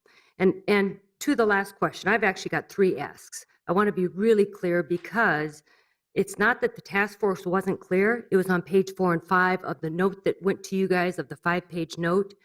And then after the meeting on Wednesday, it was overwhelming to us what we heard from the neighbors. They need 3 things. They need the building to be set back, moved west, and shorten it. Take the height down. We need to address the parking issue and the traffic issue. Reduce the planning, so let me just start with the building placement. Reduce the planned height of the proposed building and move the proposed building west off of the critical river corridor. Our neighbor created, you have a handout in front of you, and I think 2 people got shorted on it, a handout on the second page, and there's a little post-it note that allows you to move the rectangular buildings and see whether or not do they fit in the space that currently exists. Could it be moved slightly? The designers, we are not architects. The designers have done a nice job, but we know this building mass, you have 10.6 acres on site, could be moved west and the height could be reduced. We're not suggesting the design needs to be changed. As a result, most of the budgeting doesn't need to change, but move it. And this can be done with the necessary square footage needed to support their aspirational enrollment of 540. Plus, the design doesn't change, only placement and elevations, greatly reducing the time to redesign. Please see if we can help Minnehaha achieve their dreams and truly respect the river, the neighbors, the state of Minnesota law at 35 feet, and comply with city code. Related to parking, there are currently 2 numbers out there. There's 249. Those are what the students, staff, and faculty have access to. There's also a number that is 269, which is actually what is on site. 20 of them are at the conference center. The students, faculty, and staff have current access to 249. We would ask that Minnehaha redesign to this number of parking spots because even with this number of on-campus parking spots, the neighborhood consistently experiences overflow into the neighborhood, particularly 2 to 3 nights a week, maybe up to 4 nights a week, where people are parking in all of the streets, 1 block on all sides of it, and probably particularly in the north. So those north residents have a serious issue. This problem will only be exacerbated when you add 190 students, along with whatever faculty and staff is required to support that. And we ask that Minnehaha develop and incentivize a plan to support and encourage more carpooling, perhaps give spots closest to the building for those that do carpool, help students get go-to cards. They can park out at Fort Snelling and take the light rail right into the 21 straight down Lake Street. Use city transportation and bike. According to the principal, he said roughly 10 people bike. I think that's a pretty high number. I live very close and I've lived there for 30 years. Traffic. When Minnehaha was in session at the North Campus for at least, again, 1 block all around the school, it is unsafe at all of the times where students come and go. My neighbors will, all of us on our block really come and go out of our alley a block south of there because trying to enter or exit off of 32nd Street has become too unsafe and congested. And there was a transportation study done, the Travel Demand Management Plan, and that was released in a draft form just 6 days ago. So a lot to digest there, but frankly, it is completely and wholly inadequate, especially compared to a study that was done 17 years ago when there was a Minnehaha remodel, where they gave the lowest rating possible for all of the intersections studied. Now they've got a rating of C before it was an F. We ask that the neighborhood, within neighborhood input, this study be redone now. And again in the fall of 2020, before Minnehaha can request anything additional related to changes on the North Campus. As we all know, they do have a phase 2. It has been communicated. They have submitted it. It's in drawings. Why is the study flawed? The study relied on visual counts and was done at key intersections. Apparently, that was partially designed between Minnehaha and the city. But there were no Minnehaha students there, and Minneapolis schools were on spring break the week of the visually counting of students. So we know that the numbers used for modeling can't be right, and when you plug in mathematical models, there's no way to currently factor in 16 to 18-year-old driving habits. The study also did not include key areas for study, including Edmond Boulevard, which is a major north-south route between the campuses. And the reason that's important is your major, biggest sports of high school students actually happen on the South Campus. So all those kids are zipping down Edmond Boulevard. It wasn't studied. The 47th Street was not studied, and that's a new egress for student parking. And 33rd and West River Parkway, where all the neighbors now are trying to get onto the Parkway, has not been studied. The traffic study did suggest, and John mentioned this earlier, that consideration of a school staff member directing traffic at the east parking lot driveway and off of West River Parkway intersection is completely unsafe for teachers and staff, and in my opinion, an unprofessional ask of the consulting firm to mitigate congestion concerns. So we have 3 asks in the neighborhood. There's a lot of important asks that Minnehaha has come to the table for them, but nothing has happened on these 3, with building placement and height, parking, and traffic. Thank you. Thank you. And next speaker, please state your name and address. Hello, my name is Blake Christensen. I live at 3349 47th Avenue South, about a little less than 2 blocks south of the North Campus. I love my neighbors. I love my school. I'm a teacher at Minnehaha. I've been there for 18 years. And I love my kids. I have 4 kids, a 4th grader who's in my class this year, a 6th grader, a 9th grader, and a 10th grader who go to the North Campus. And I want to tell you something that happened this weekend.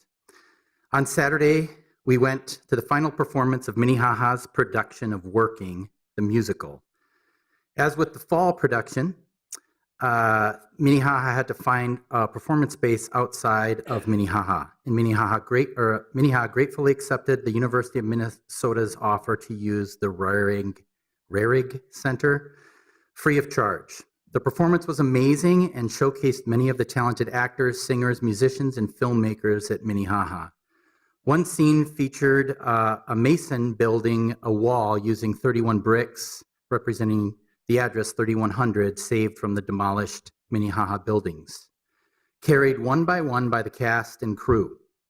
After the performance, the cast and the crew did the traditional strike to remove all of the objects used for the set, props, costumes, and all that.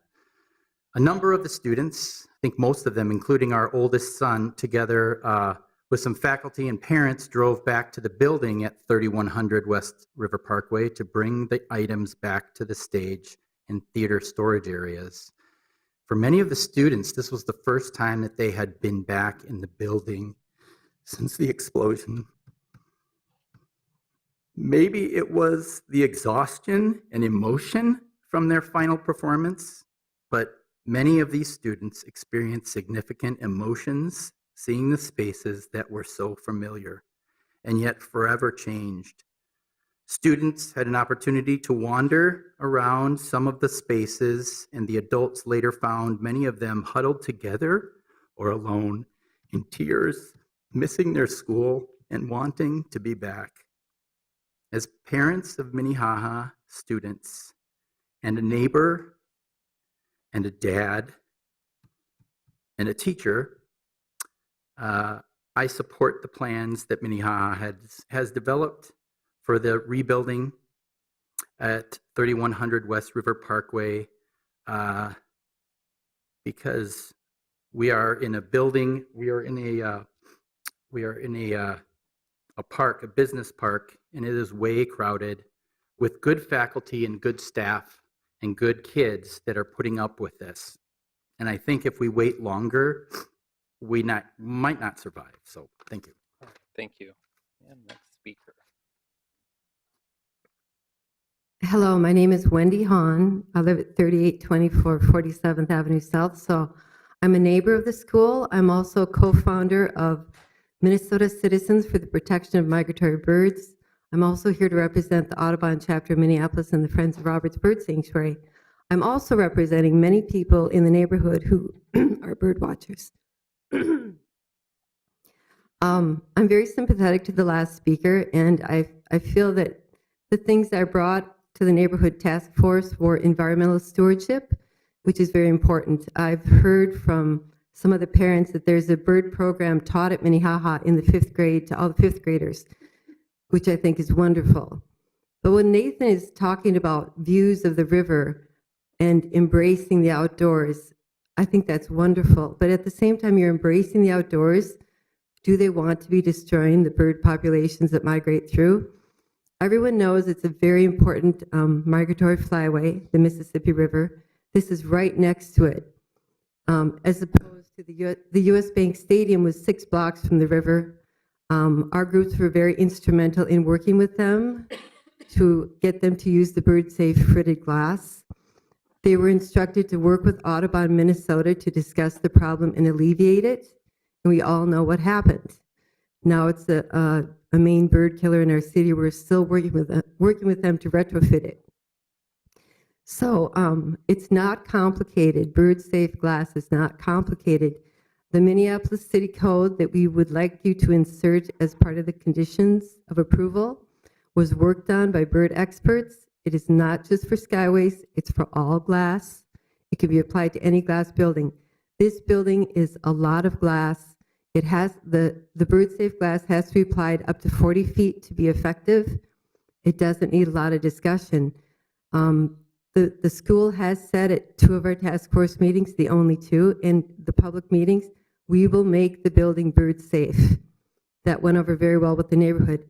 But as much as I try to get them to use the proper language, which is standard bird safe glass language, they're resisting that and saying that they want to discuss it. Now hearing that they're going to consider design and views makes me very skeptical. And so I leave it up to you, commissioners, to ensure that we preserve the bird populations for the future generation, for the same students of that school. Thank you very much. Thank you. And just a quick time check. Aside from the few people who are standing, how many others of you would like to speak? Just make sure. So not too many more. All right, you can come to the microphone and state your name and address for the record. Yes. Good evening, Chair Brown, Planning Commissioners. Thanks for this opportunity. My name is Lisa Fink. I live at 3144 46th Avenue South in Minneapolis. When we saw the pictures of the campus and on the left side, we could see the green soccer field. And I look out on the soccer field every day. And I'm here today. People have very articulately, I would say, explained my point of view. But I wanted to say that I'm here because so many times in life I have not stood up and raised my voice, and it was too late to do so later. And we have time to stop and pause and look at all the things people are saying, the neighbors, to make this a successful rebuild. And I'm very aware, I looked at the building that looked like a bombing site for 8 or 9 months from last August 3rd. In fact, I was one of those that ran out onto the field because I was home. And I stood with the soccer players as we looked at the fire and the smoke and heard it was terrible. So I feel for getting this done fast, but it's too fast, as several people have said, to not include relationships as the school is so focused on, and they mean it, I think, relationship building, together we rise. This is not together. And I think that even though people want to be there by the fall of 19, students can learn that for the greater good, it is worth delaying for just 6 months, a year, whatever, to get it more right. So I thank you, and I would request that there be that you deny or delay the conditional use permit and variances. Thank you. Next speaker. Good evening and thank you. My name is Ty Thomas. I live at 3300 46th Avenue South, Minneapolis, born and raised in South Minneapolis, so just a short block away. I have 3 kids that currently attend Minnehaha, and I just wanted to come up here and share my perspective, which is a real life perspective. I currently work in corporate America. My wife works at the state. I do have a small business, which allows me to work from home twice during the week. So I'm very familiar with the area. I take my kids to and from school. So just to give you a real life concept, my kids definitely want to get back into the school. We're displaced right now. They want to be back in their normal environment and having that experience at Minnehaha in our neighborhood where we live. The school has done a great job facilitating in such a short amount of time, trying to create that futuristic educational workspace. We want that for our kids. I think it only adds value to the walkway, to the community, and it looks beautiful. So there's no objections. I completely object to any delay for building the school. We want to make sure things move forward. We want that new learning environment for our kids. We want to make sure that we're back to normal and we're able to go on and start our healing process by being in the school, because that's when our process starts, being back where we started and moving forward as a community at Minnehaha. So thank you for your time. Thank you. Please state your name and address. Hello, I'm Edna Brasidas, and I'm with Friends of the Riverfront, and I live on Nicollet Island, which is going to become relevant later on. But the reason I'm here is to tell you that right now, improvements on the recreational aspects of the river are going at warp speed. Believe it or not, we may be taking out dams. We may be creating natural resource recreation areas in the gorge itself that are fantastic. And this is from a symposium just this Saturday that Dr. Amundsen spoke at. And so I'm here to talk about the issue of height. I want to support the National Park Service, the Friends of the Mississippi, and the Sierra Club for you to seriously. I appreciate the idea of the steeple, but when I looked at, I think they talked about that it would reduce it to the top of the cross on the chapel. And the cross is just a small metal structure, if you look on figure 2. And as you know, usually what steeples look like, here's the church, here's the steeple. It's a pyramidal structure that becomes narrower. It looks like also it might have glass in it. So it's a different kind of thing, and it has a different kind of visual impact than a block structure. Why I'm also like to talk after listening to everybody is my neighbor is high school. De La Salle High School has been on Nicollet Island for longer than Minnehaha Academy. De La Salle High School has suffered through fires and tragedy.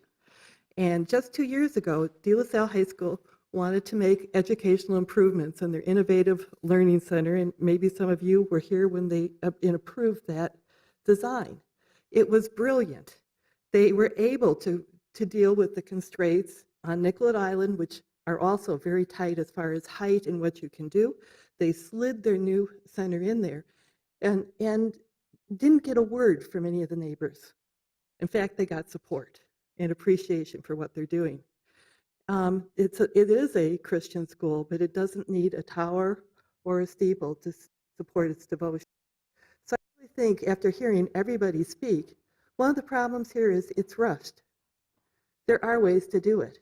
Cunningham Architects is just as clever as the people that De La Salle used, but they haven't been challenged to do what they have to do to fit in with the critical area. So I'm asking you to deny the CUP. It does not meet the critical area part of the comprehensive plan, which talks about how you have to preserve and enhance the area while the public recreation experience is improved. And strong statements like the city will prevent development that blocks or has a significant negative impact on key scenic views. These are strong statements. We're at a point now where we're going to make great progress on what this area is going to be. These small things can make a negative difference. Thank you very much. Thank you. And next speaker, please state your name and address. Hello, my name is Ann. I am not actually a resident of the neighborhood anymore. My sister is in our home that we've lived in 65 years. Half a block south on 37th Avenue. When I visit her, parking is an issue. More from Lake Street and along Phillips Grill, perhaps from the students. I want to address the issues about parking and traffic.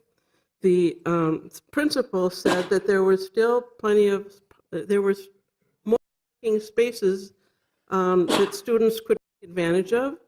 What I think is the problem with that is that there was also discussion from the traffic study that there's quite a delay in getting in and out on 32nd Street, and that probably students, if they have to hurry to work or wherever they're going after school, don't choose to be in the parking lot and be in that delay, so they park on resident streets. The other thing is that there was a gentleman at the last meeting who talked about there was already tragedy at Minnehaha. We prevent more by having a different way of handling the traffic than other people have talked about. I would like to say that it was actually a Minnehaha Academy graduate who died on 36th Street and the River Road, and it was after that that a stop sign was placed at that boulevard, at that corner. I haven't heard anyone mention yet that a stop sign could be one solution placed at 32nd Street and the River Road. I'm not sure how. I know that traffic flow is interrupted, but it might also be a safe alternative for people trying to get out onto the River Road.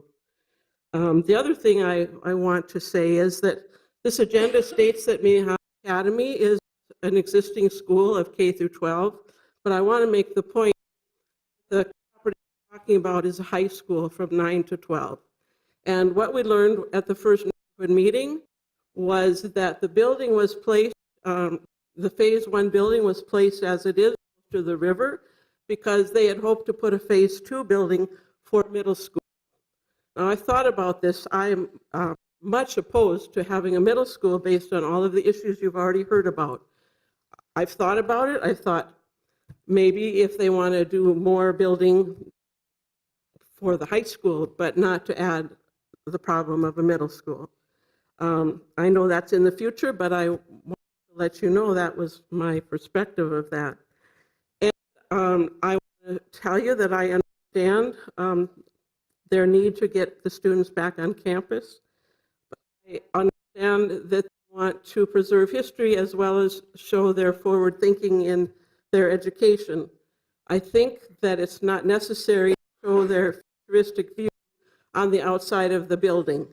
I wanted to apologize to the architect, Mike, because I told him after our meeting that it was an ugly building. And I do apologize to you because it's not necessarily the building. It's the idea that the building could be very beautiful, but it's in the wrong place. It doesn't belong on the River Parkway. And I spoke up and I was told that they would look at other facings for the outside of the building, but we don't have any way of knowing what will happen if you go ahead and approve the plan as stated. So thank you for your time. Thank you. And one more speaker. Please state your name and address for the record. My name is Kim Gordon. I live at 3249 47th Avenue South, so I'm less than a block away from the campus. I would like you to please deny the CUP request. The building was likened by one of the other speakers to a corporate campus, and that is very much what the new look would be. It would be very, very close to the river. It is going to be the largest new structure on the gorge in the face of these coming zoning restrictions and rethinking of the critical corridor. And I think those values are more important than the academy having an artificially set emergency deadline for having the students back in the school. I think the future plan for the river and the corridor is much more important than their determination to have students in the door in fall of next year. I don't think that's a reasonable excuse. That expediency should not trump the state's and the city's view for the river gorge. And the community of the school is being presented as sort of a neighborhood school. It's not. It's a commuter campus. According to their website, they want to draw from the entire metro area and throughout the world. People drive to the school, students drive to the school, people do not bike to the school. Parking is going to be an incredible problem, and the traffic in the critical streets has not been studied. The potential for having an F-rated intersection at the Parkway, where cars will have about a 1 minute per car wait with at least a 15-car stack up, is not acceptable. We cannot mitigate the traffic flow on the West River Parkway, which is a main downtown transportation route for commuters. And their solution to this has been to say that they will have a monitor from the staff stand there and talk to students about safe driving. That is not adequate to cause people to spend 15 minutes waiting to get their car through an intersection. So these are genuine problems that have not been addressed. They have not given us time to absorb their rapid changes that have been dropped as recently as this afternoon. And I would like you to reject the CUP until the community and the school can come together and make reasonable plans. All right, thank you. And if there is no one, one last speaker, yes, please state your name and address. Hi, I'll be brief. My name is Serafina Shiel. I'm at 156 Bedford Street, Southeast in Minneapolis. And I just wanted to say that it isn't expediency as the reason for the timeline for this project. There are families whose lives are upended right now with children attending different campuses and driving all over. It is something that is going to have a long-lasting effect on families and children in Minneapolis, in St. Paul, and the surrounding area for longer than a year. And I know that many people think of Minnehaha as a commuter campus, but I just want to reiterate again that there is approximately 60% of the students who live in Minneapolis and St. Paul, and more than half of those are in zip codes that touch the boundaries of where the school is located. I think there's a lot the school can do to encourage other forms of transportation that haven't been done in the past. All right, thank you. And I will close the public hearing. Thanks everyone for your comments. Commissioners, we have several applications for us, starting with the conditional use permit for a K-12 school. Are there any further questions? Commissioner Schrader. Well, thank you, Mr. Chair. I'd like to make a motion to amend the staff recommendation. You'll be getting a copy right now. These amendments reflect work from the Ward 2 office. They've been working with stakeholders on both sides. Many of these recommendations you've heard from the testimony that's been given. There still may be disagreements on other points, but the Ward 2 office believes this is where some general agreements already are. If it's helpful, I'm happy to point out the differences in the staff recommendation. Go ahead, yeah.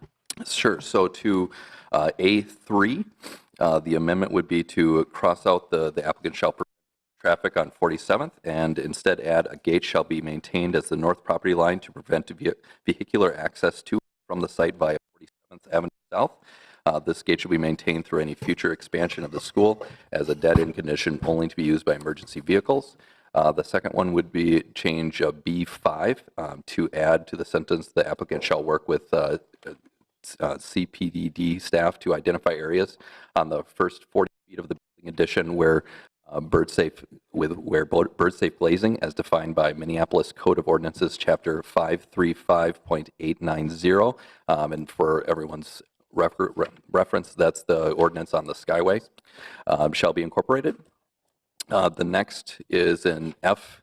We'd like to add 3 numbers, so it'd be a number 12, 13, and 14. Number 12 would be a The applicant shall implement recommendations from the Mississippi Watershed Management Organization to design and incorporate stormwater management best practices. The additional number 13 would be exterior building lighting shall be limited to security, entry location, and building identification purposes and would not include a building lighting on the exterior surfaces of the facade, steeple, or other building components.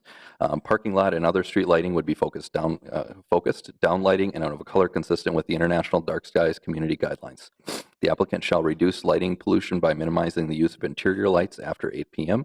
and fully shading exterior windows on the building additionally as feasible. Number 14 would be the applicant shall work with the neighborhood stakeholders to facilitate public accessibility to any memorial green space included on this site. I'm happy to answer any questions. Right. Thank you, Commissioner Schrader. Are there any further questions? Questions on the alternative motion language that has been presented? Commissioner Lukey-Pier. Commissioner Rockwell. You can decide. I thought no one else was going to bring up. I wanted to say just to the last commenter and based on, I support these changes. I also wanted to state on the issue of parking and transportation. I think there are more things the school can probably do. And I just think of Minneapolis Public Schools' decision to have Metro Transit passes available to, they just give them to students. I know that Minnehaha has a bus system of their own, but that would be something to certainly to consider, particularly with the numbers that we heard in Minneapolis and St. Paul. And Commissioner Lukey-Pier. Yeah, I had a question regarding the numbering throwing me off a little bit just because it's consecutive and not tying into what we have on our what was published. So, but on the sheet we were just given conditional use permit item B, where it says number 5, but I think that's perhaps supposed to be a number 2. That would be number 2. I'm not sure. But my question related to that is, are you saying the first 40 feet of the building addition in just one of the 2 higher wings or on each of the 2 wings? Or I just want some clarity because it could be construed as being, with the baby 20 feet or 40 per building, or it just some more clarity. Sure. As I believe one of the speakers mentioned is 40 feet for my storyboards. Oh, yes. Okay. Got it. Thank you. All right. Other questions and comments? I would just ask staff related to the gate at 47th to have a discussion with the neighboring property owner to understand his concerns and try to work those in. We certainly don't want to limit access unless you already understand them. So I was doing my best to look at the survey. It looks as though, as proposed, the gate would be south of that north property line, but like the amended plan would move the gate north to the shared property line. It would be nearly adjacent to that driveway. The gate is truly intended to only be used, as my understanding, in emergency vehicle use operation only. Gates will open in towards the property and towards or block the driveway of the adjacent neighbor to the north. Commissioner Magrino. So do we have a motion and a second for all of these? We don't yet. Okay. Just wondering, should we sort of certainly just... someone could make a motion. I'd make that motion. So we have a motion, Commissioner Schrader, to I assume adopt the revised motion language. I can quickly summarize. So adding or modifying the third condition to item A, the conditional use permit for an existing K-12 school, to add some language about the gate at the north property line to prevent vehicular access, and that the gate is maintained through any future expansion of the school. Modifying the second condition on item B, the conditional use permit for building height, adding some language related to additional bird-safe glazing. And then finally, on the site plan review, add 3 conditions to the staff recommendation. One related to implementing the recommendations from the Mississippi Watershed Management Organization on stormwater management best practices. another on exterior building lighting and parking lot lighting, consistent with the dark sky community guidelines. And finally, a third condition added that the applicant shall work with neighborhood stakeholders to facilitate public accessibility to any memorial green space. Is there a second? Second. We have a motion and a second. Commissioner Sweezy? Thank you, Chairman Brown. I'm looking at Commissioner Schrader's amendments, and it looks to me roughly that 5 of them correspond to the conditions of approval to be incorporated that was submitted by the applicant that Ms. Lansing referenced earlier. I haven't read them all word for word, but it looks like 5 of these in Commissioner Schrader's amendment match some of the 9 things that it looks like the applicant would agree to. The reason I bring that up is that so the applicant proposed 9 things that may or may not be appropriate to add. A commissioner has now recommended these changes. The community council's letter, and it has 3 conditions that are very broad and might even be unenforceable. I'm not sure about that. My point is that there's a lot coming at us here pretty fast on these things. And I think that the fact that the applicant suggested 9 things, we're looking at amending to add 5, the community council wants 3, suggests to me that there is much room for further discussion on this, and that what's happening here with this amendment is just a symptom of what people are complaining about, is that this whole thing feels rushed. So I'm not going to be able to support that. It just, I'm not sure why these 5 are in here and the other 4 aren't. And it's just, I just can't get behind it. I find very persuasive the community members that this is just going way too fast, and fewer than 30 days that they've had to review it just doesn't feel right. Commissioner Schrader? I'd just like to respond to that. I think it's a little bit of an overstatement. To clarify, these 5 are in here because of the work that the Ward 2 office has done, and if they sound familiar, because they've been working with both stakeholders. Where you have some that are on one side and one on the other, they've been integrated into 5. There's still some disagreement that has happened. I would urge folks to agree to these amendments as a step forward, regardless of how you feel about the delay, just as a way to show that there has been a lot of work to bring both sides together.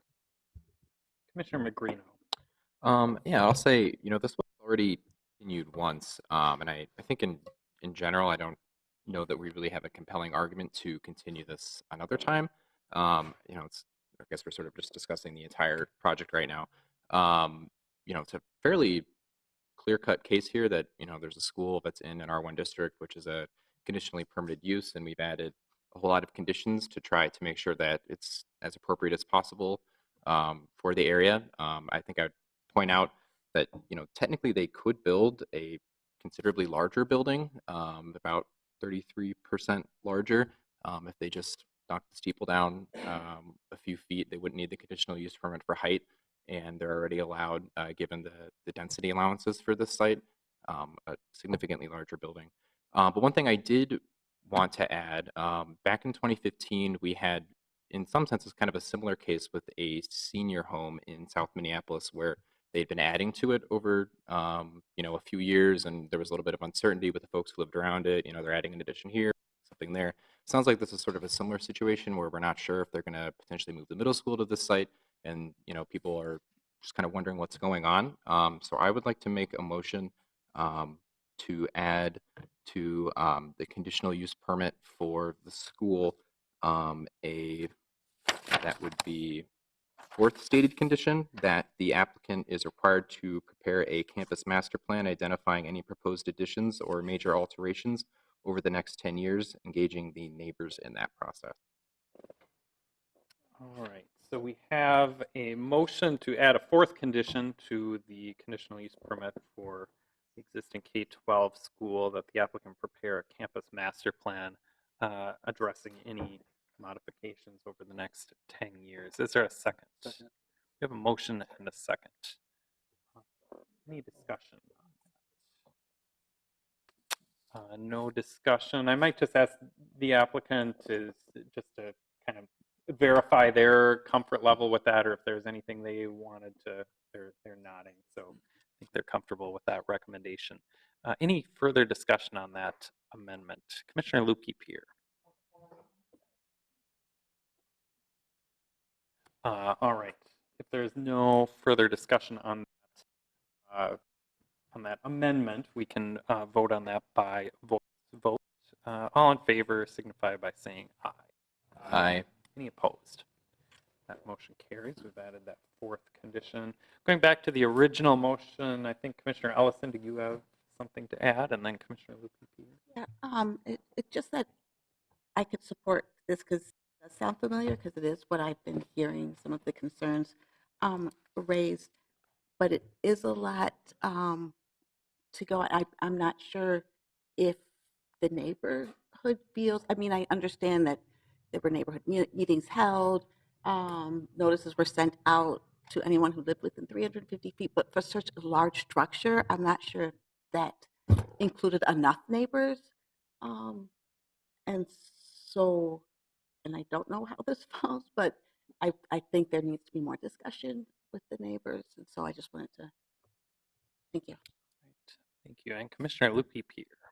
Yeah, I'm struggling with this a little bit as well, just because the one thing I heard consistently was that it's too fast and too rushed. And I know as an architect, I've been working on this for a long time. So from their point of view, it has been probably a really thorough design process, but the community feels as though they weren't involved enough to feel as though they were part on that ride. They got kind of brought in at the end. So I'm hesitant to move forward with this only because I just got it, and I feel as though the community hasn't even had a chance to look at this, much less respond to it. And as much as I'm really happy to see the bird safe glazing thing added, because I think that's really important, I feel as though maybe it's, I feel like we just put our foot on the gas here a little bit without having, I mean, this isn't what was noticed. This, and it's not a few minor changes, it's a lot of changes.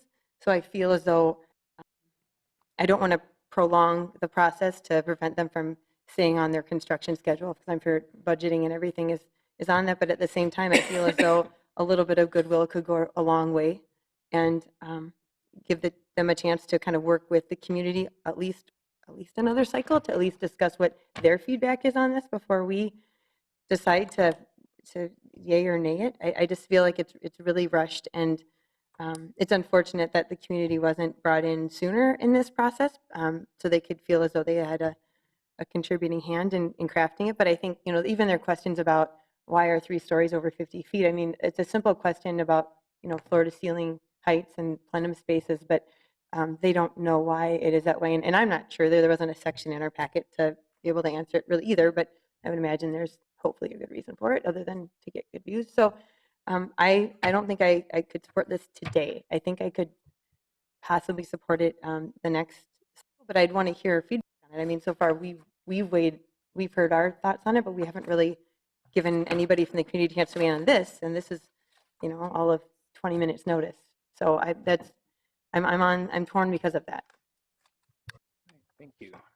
Any further discussion? All right. Commissioner Rockwell. I guess, I indicated earlier that I would support these. I think, we did see these in the Minnehaha Academy memo submitted today.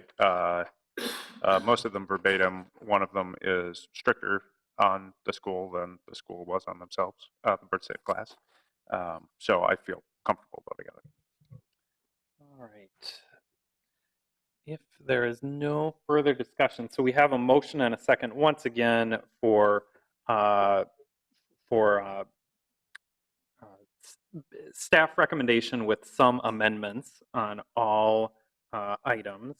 So again, that's item A, the conditional use permit for school with a change to condition number 3, item B, the conditional use permit for height with some changes to condition number 2, returning variances C and D, approving variance E, and approving the site plan review with the addition of 3 conditions.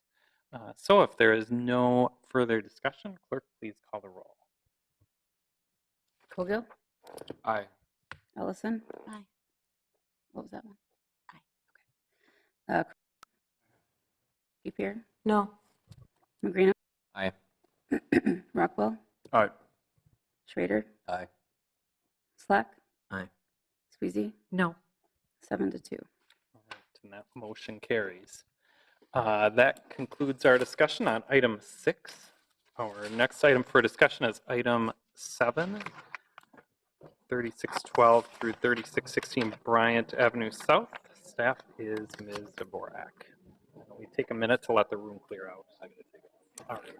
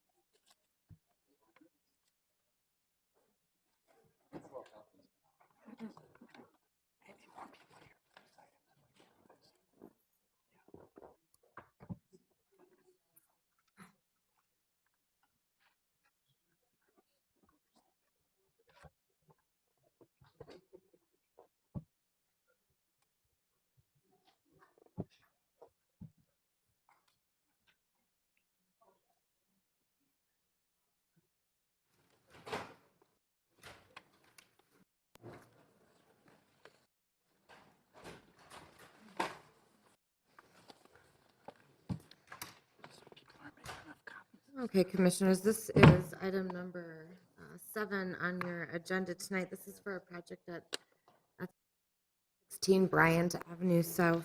It's for a 41-unit residential building. You have 4 applications before you. Conditional use for height, a variance to increase maximum FA, variance to reduce the south and rear side setback and site plan review. We are recommending approval of all of the applications. However, for the variance of the setback on the south side, we are recommending approval to 11 feet for the building, but we are recommending that you deny the variance to reduce the setback for the balconies down to 5 feet. The applicant is in agreement with that denial. The building does meet all of the site plan review standards except for building placement. The building placement, the front yard requirement is no more than 8 feet unless subject to a greater setback. That greater setback is really only in this area of the property, and so site plan review would technically require that the rest of this building come up within 8 feet. We are recommending that for architectural reasons, design purposes, that you allow the building to be set back 15 feet to allow that or maintain a consistent building wall across the front. This is an image of the building, so you can see that it does have a consistent front yard setback. Those are the elevations. And the conditions on the site plan review are our standard conditions, and then we are requesting more information at the time of resubmittal for mechanical equipment and lighting. I will conclude unless there's any further questions. All right, Commissioners, are there any questions of staff? Commissioner Rockwell. Quick question, either for Hillary or for Commissioner Kronzer, perhaps. So this is on the south side of 36th Street, signalized intersection. There's a number 4 bus runs here, and as the, I know there's an updated trying to have the bus stops on the through side of the intersections rather than stopping before a stoplight. Is that something that would be happening here? If so, do we need to account for that in this to make sure there's room for a bus stop? Is basically what I'm saying. I am gleefully ignorant. What? I have no idea. Commissioner Kronzer has no idea. And neither do I. Okay. Never mind. All right. Any further questions of staff? Commissioner Kronzer. Yeah, I have a question about balconies. Is the objection the glass door access? Let me reverse that question. The objection is that for residents to be able to go outside and be on a balcony within that setback. Is there an objection to having a sliding door or door to open that has fall protection? Balcony, it just allows doors to open. It's a small Romeo and Juliet type of balcony, but even smaller than that. And you see that in some projects. Correct. For us, it was 12 balconies within close proximity, to the neighbor. Some of the balconies were in line with or across from the duplex that is, but I would let the applicant discuss that. The neighbor, Emily, who lives in the duplex, is not here tonight, but she has been contacted by the developer, and I did speak with her over the weekend about the denial of the variance, and so she is aware that it has been denied. I don't believe that there was no discussion, obviously, about sliding glass doors and the noise that could or could not come out of those with her, obviously, because that was not brought up until right now. Right. Any further questions of staff? Hearing none, I'll open the public hearing on this item. I'd like to ask the applicant to speak first, see if there's anything you'd like to add to the staff presentation. State your name and address for the record. Hi, I'm Jeff Hall, and I'm one of the 3 owners of the project. Sean and Alex are my other partners. We love the neighborhood, and we're excited to be investing in it. We met with the neighborhood committee on zoning and development and got their input, and they wanted to take it to the committee themselves. We're excited. We think there's a lot of activity in this area for a lot of demand for smaller micro units, and a lot of people like to be in this area. The walkability and being on the transit and the bikeway, there's a lot of demand for this, and we're excited to try to bring some of that to the city. And happy to answer any questions. Thank you. Commissioners, are there any questions of the applicant? Hearing none, we can move on to speakers, and just so I have a sense how many of you would like to speak on this item. So several of you. I'd say the same thing I said before. Please keep your remarks to about 2 minutes or so, and avoid just repeating things that others have said. So if someone on this side of the room would like to go first, you can state your name and address for the record. My name is Catherine Iverson-Landrum, and I am speaking on behalf of Emily Bonifaci, who was just mentioned. She is the adjacent owner. And so in addressing Commissioner Kronzer's issue, based off personal conversations I've had with her, part of her objection to the balcony has been a privacy issue because it is a looking directly into her living room issue. So she hasn't had the opportunity, obviously, to hear this new suggestion, but I know she would object to it. And with that, I will read the statement that she has prepared. My name is Emily Bonifaci, and I am the property owner at 3620 Bryant Avenue South, the immediate southern neighbor to this development. I purchased my duplex 1.5 years ago using FHA financing with the intention that this would be both my home and an investment in my future. Thank you for the opportunity to have my comment read today, as I unfortunately learned about the date of this hearing after I had scheduled out-of-state travel. As you can imagine, I care greatly about the decisions that will be made here. This new development will have an immediate and real impact on my quality of life, peace and quiet, and value of my home. In fact, this last week, I was given notice by my upstairs tenant due to this proposal. I would like to first state that I am not inherently opposed to the development in my neighborhood or on this site. I hope that you will note that I've carefully reviewed the development proposal rather than dismissing it offhand. I want to bring up specific concerns I have with the number of conditional use permit and variances requested. My main concerns are A, the requests to encroach into the required side yard, and B, the proposed increase in building height and resulting density. Regarding the first, I was informed by the developer last week that they are dropping the request to include 12 balconies inside the side yard setback to the south. These balconies, which would have been within 8 feet of my home's bedroom windows, were an unreasonable request that would have had an extremely negative impact on privacy, the use and enjoyment of my property, the rentability, and the value. I greatly appreciate that the developer has listened to my concerns and the planning staff's recommendations and dropped this request. Secondly, I believe that the proposed height and density would be inappropriate to the scale of the site and would have an unreasonably negative impact on the neighborhood and the surrounding properties. Rather than acceptance of a 50 feet or 60 feet if measured from rear alley, please consider reducing the allowed height. The new building will be scale with the block, as all surrounding buildings, with the exception of one new very narrow building, are between 10 feet and 20 feet in the proposed development. Further, access to light and air will be significantly diminished by the height and mass of the structure. This is true for both my home, nearly 20 feet shorter and setting 10 feet further back from the street, and the adjacent properties to the north, who will be substantially shaded. I'm also concerned about the density and this variance and conditional use permit would allow. Available parking for my tenants, neighbors, and customers of small businesses in the neighborhood will be greatly diminished by an estimated 20-plus additional cars owned by future residents who do not get underground parking. Further, the increased parking and traffic on Bryant Avenue mean that cycling down this designated bikeway will become even more hazardous. As stated in my introduction to my comments, I am not inherently opposed to the development on this site. Please, however, reconsider the number of units and the height mass allowance variances and permit. This large structure with 41 new units on a very small site will have an unfairly adverse effect on my property, my home value, rentability, my tenants, and my quality of life, and the neighborhood at large. Thank you very much. Thank you. And next speaker, please state your name and address for the record.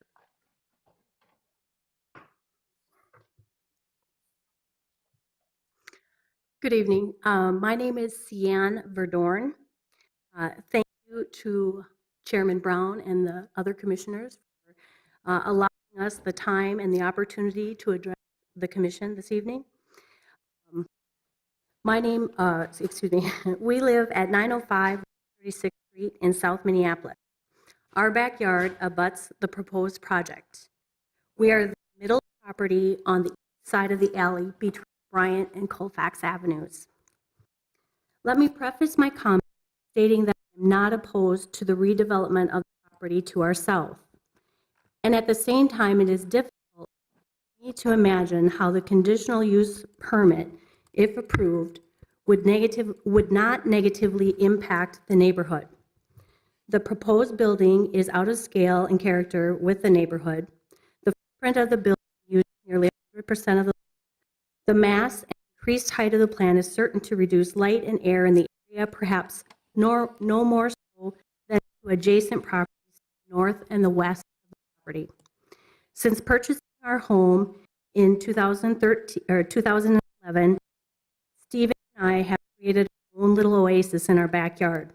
We have invested thousands of dollars on landscaping, tree care, and vegetation, not to mention countless hours of labor creating a private retreat, which we enjoy with family and friends, tucked quietly in the midst of a vibrant urban setting. We have paid special attention to ensure as much sunlight as possible reaches our yard, from proper pruning of our beautiful bur oak tree to removal of and scrub trees, to the design of a fence to ensure that tulips, rhubarb, and raspberry patches receive enough early spring sunshine. Not only is our yard our retreat, the act of improving and maintaining the yard actually provides stress release and physical activity that contributes to our overall health and well-being.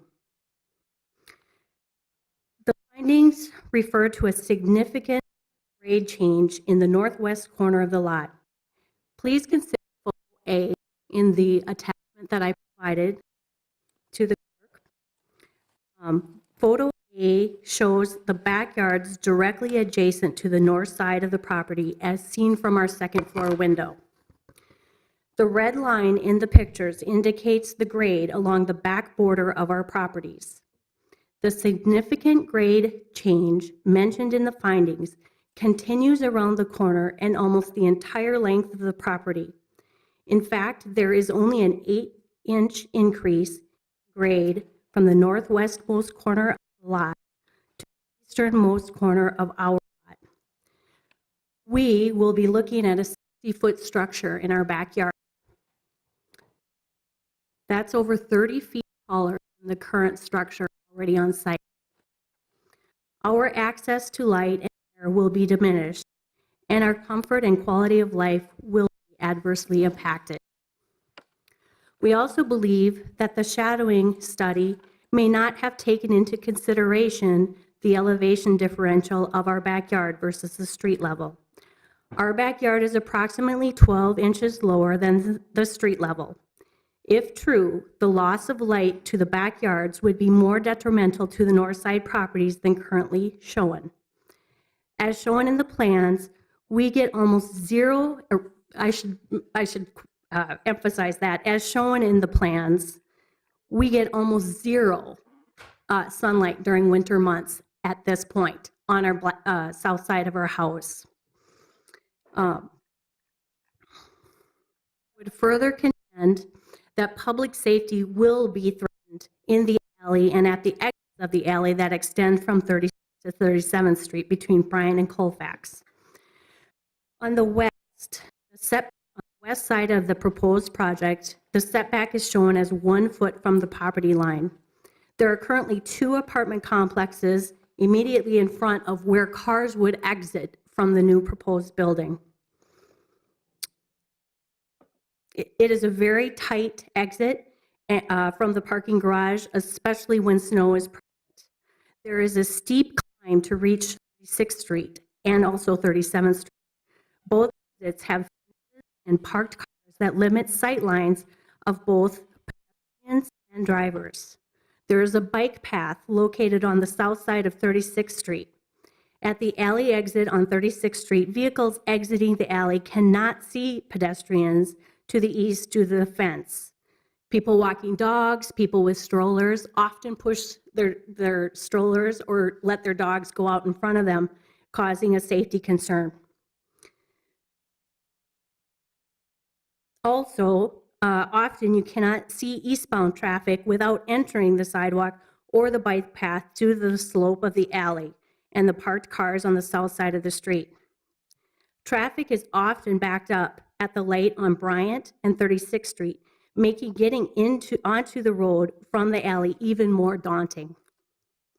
If you look at photo B, it represents the view from the alley.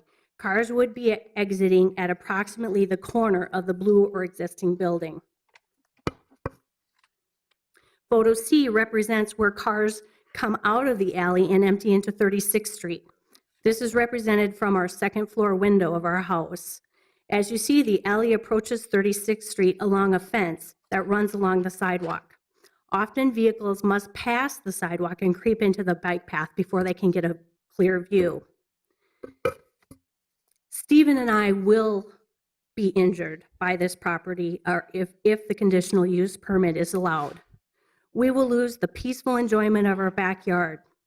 With 16 or more balconies overlooking our property, only 3.7 feet from our house or from our property line, no longer will our family be able to sit in our backyard on summer afternoons enjoying the quietude and private of our outdoor living space we've created. Many summer evenings, we sit on our patio gazing at the stars and moon after a long day of work or gardening. The exterior lighting planned for each balcony or deck is certain to extend to our property. Due to the high number of balconies and decks and close proximity to our property line, patio area, we are certain to experience light trespassing and increased noise and disruption, thus further deteriorating the enjoyment of our property. I should ask you to wrap up here pretty quickly. Getting close. Right. Thank you. In our opinion, and the opinion of our realtor, the increased height and numerous balconies overlooking the property will result in decreased property value due to loss of privacy and diminished use of our backyard. Further, it will negate the value of improvements we've made thus far. We would be more disinclined to make future improvements to our property. Our solitude and peaceful enjoyment of our backyard will be permanently and irretrievably diminished. While it's not addressed in the design standpoint, I want to point out that the yard and that of our adjacent properties to the north are in a valley. Water drains from all directions. In 7 years since purchasing our property, we have never had drainage issues.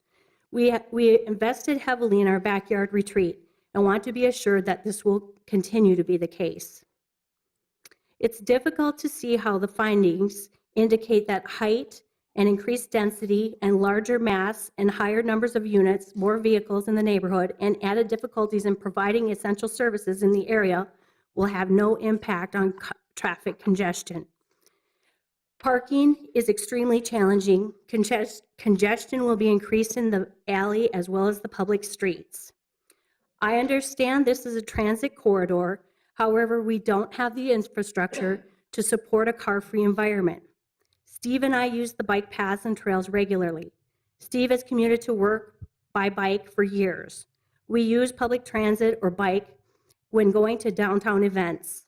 For approximately 4 years, my office was located in Maplewood. I remembered initially checking to see how far that or how long it would take me using public transit or a combination of public transit and biking to commute to work.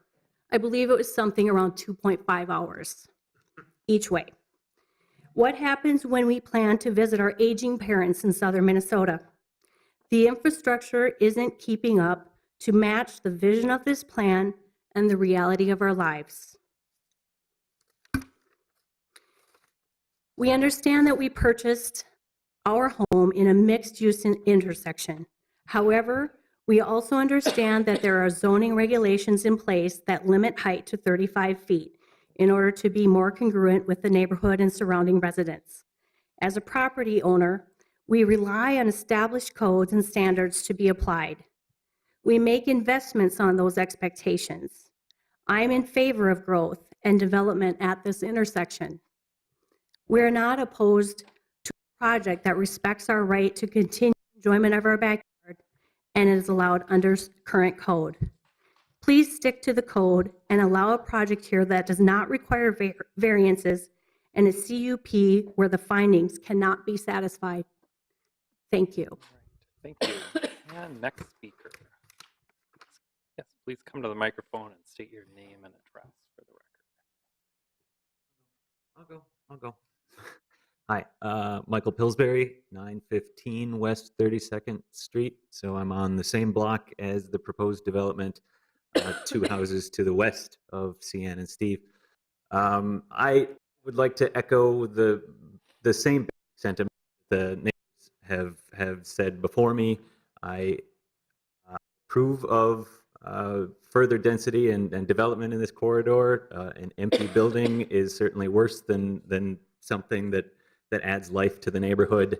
I just want to reiterate that the developer seems to have no respect for either the spirit or the letter of the law on this C1 zoned property. It's meant for commercial and mixed use development. There's nothing in the proposal that indicates that there's any attempt to put any commercial use on the first floor of the building, and the increase of the height to twice as tall as it ought to be should certainly not be allowed for this C1 zone. That's all I got. All right, thank you. And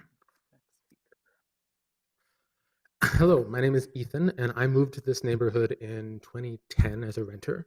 At that time, I was working a job at Wells Fargo, making about $16 an hour, and I was able to rent in that neighborhood for an apartment that, with my roommates, was a little over $500 a month. In early 2011, my car broke down, and rather than spending money to have my car repaired, I decided to try doing the whole bike, bus, transit thing to work, and I haven't gone back since.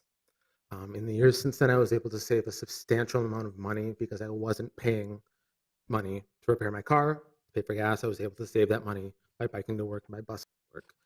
In 2013, I was able to use the money I saved over just 2 years as a down payment for my own home. And I moved out of the neighborhood. I now live in the Longfellow neighborhood. I'm here today because the opportunity to live at that transit-rich in that transit-rich neighborhood is what allowed me to become a homeowner.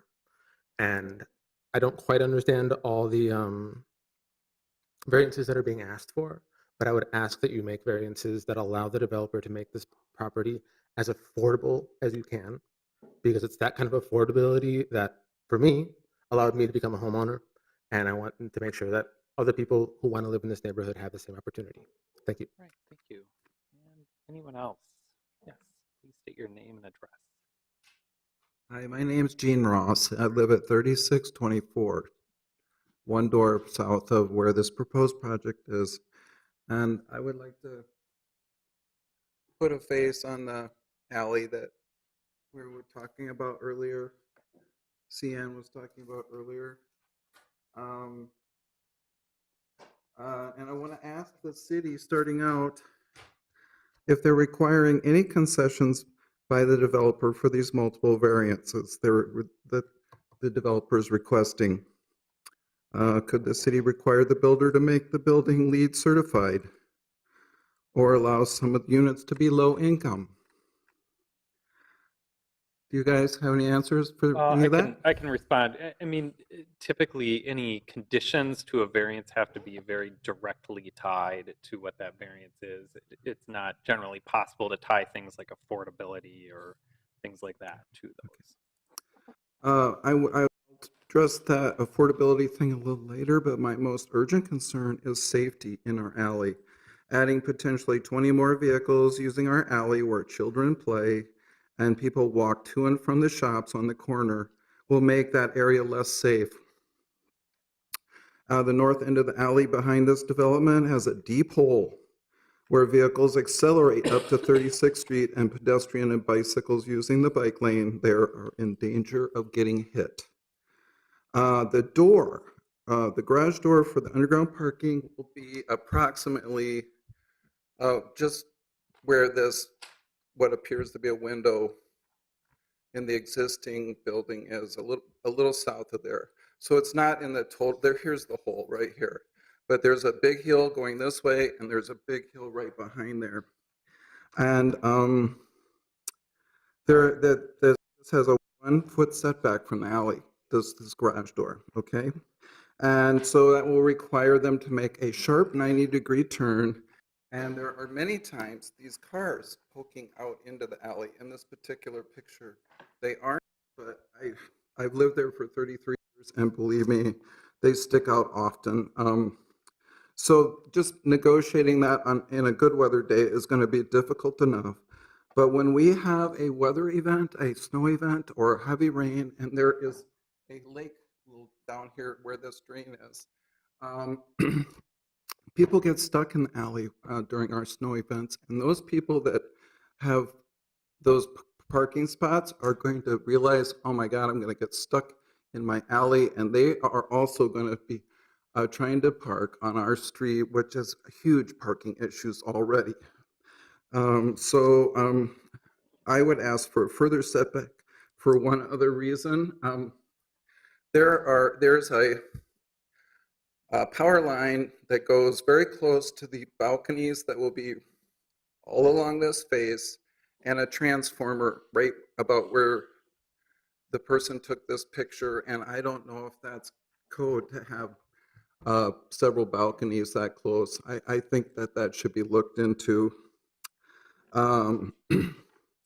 So at roughly $1,600 a month for 400 square foot efficiency, and more for the underground parking, if they go for that, this will not be affordable housing as defined as 1/3 of normal income. Market rate rentals will not address our housing crisis. There needs to be a balance between property owners and renters. I talked to many of the renters, owners, and business owners in this immediate area, getting signatures for a request letter asking for some reasonable concessions to these variance requests. And many people have owned their homes and paid property taxes that benefited the city for 10, 20, 26, 28, 30. I've been there 33 years. Property owners have a vested interest in keeping their properties up and keeping our communities livable. One couple I met, Aldrich, which is within the 350-foot zone of the proposed development, inherited their family home from their parents and have been living there for over 50 years, and they might sell and move as the neighborhood changes for the worse. I've lived around renters and been a renter in Minneapolis since 1972, and I've generally had no complaints. I believe that because most of the older apartment buildings do not have balconies. There are multiple bad behaviors that these balconies promote. They lend themselves to excessive noise and smells that the adjacent neighbors have an expectation that they will be able to not have to have. I have serious concerns about potentially 20 decks facing north in a fairly secluded area, which will potentially have people throwing trash off their balconies. I hope you will seriously consider taking this down at least 1 story off the height variance or a total height of 40 feet to be more in line with the existing building codes and give some consideration for the properties directly north of this proposed development. I appreciate the recommendation for no balcony on the south side, and I hope if the wide variances are still granted on the north side, they take balconies there as well. These apartments are priced for people who own vehicles, and potentially 1 plus vehicles in an already congested area is not going to help with our parking issues. If we want people along corridors to take transit, we need to invest in making it safer, more affordable, and more convenient. Some cities in Europe have made transit free to help with their vehicle exhaust pollution. By pushing higher density with supporting infrastructure, we are going to change the character of our city that makes Minneapolis so livable and scoring high on best places to live. I think the 2040 plan to have mostly high-density housing along transit corridors without city investment and making it safer, more affordable, and more convenient will diminish the livability of our city. Thank you. Commissioner Magrino. I actually have a question for you. Sorry for everyone here. I forgot to mention one thing about trash. I have a picture of the basement plan that has the trash. Okay, just this little tiny area here. It's smaller than 1 stall parking.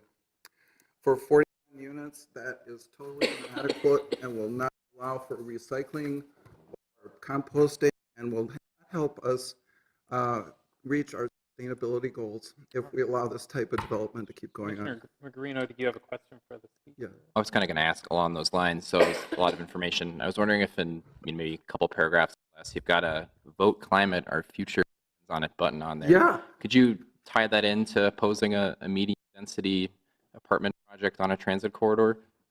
I think that everybody to take mass transit, it would really help us reach our carbon reduction goals for our city. But the reality is that every person that moved into that fourplex across the road has a vehicle, and only one of them takes the. And they just see more of this rate as just add more congestion to our neighborhoods and maybe commuting shorter distances, and that may help reduce the carbon instead of driving from a suburb or whatever. But ours, oh yeah, they have SUVs and giant trucks. I mean, they're big monster trucks. Okay. So there's one guy that takes the bus and one guy that has a reasonable sized vehicle in the whole group of those people living over there. So we're going to have more of that going on. It's going to be more of the same thing. Thanks. Thank you. And we can see if anyone else would like to speak. Yes, and please state your name and address for the record. Yeah, hello. My name is Richard Stewerman. I live at 3653 Bryant Avenue South. So I'm at the end, the south end of the block. First of all, I agree with so many of the comments that have been made from the other neighbors. I just wanted to bring forward and put into perspective the comments around scale and how just this one building, the proposal for this one building impacts the 3600 block of Bryant Avenue. First of all, in the staff report, there was mention of that the neighborhood consists of dwellings that are from 1 story to 7 story. On the 3600 block, there are no buildings that are greater than 4 stories. There's one that is 4 stories that's across the street that was just recently completed and approved by the commission about 1.5 years ago. The 7-story belong to the Walker Methodist, the Walker Tops, on the 35th or the 100 block and the 37th block. And those are monstrous buildings, clearly out of scale the rest of the neighborhood. Back to the 3600 block, where everything is pretty much 3 stories or less, 3.5 or less. The proposal to try to get the increased height here to get more units, that adds 41 units.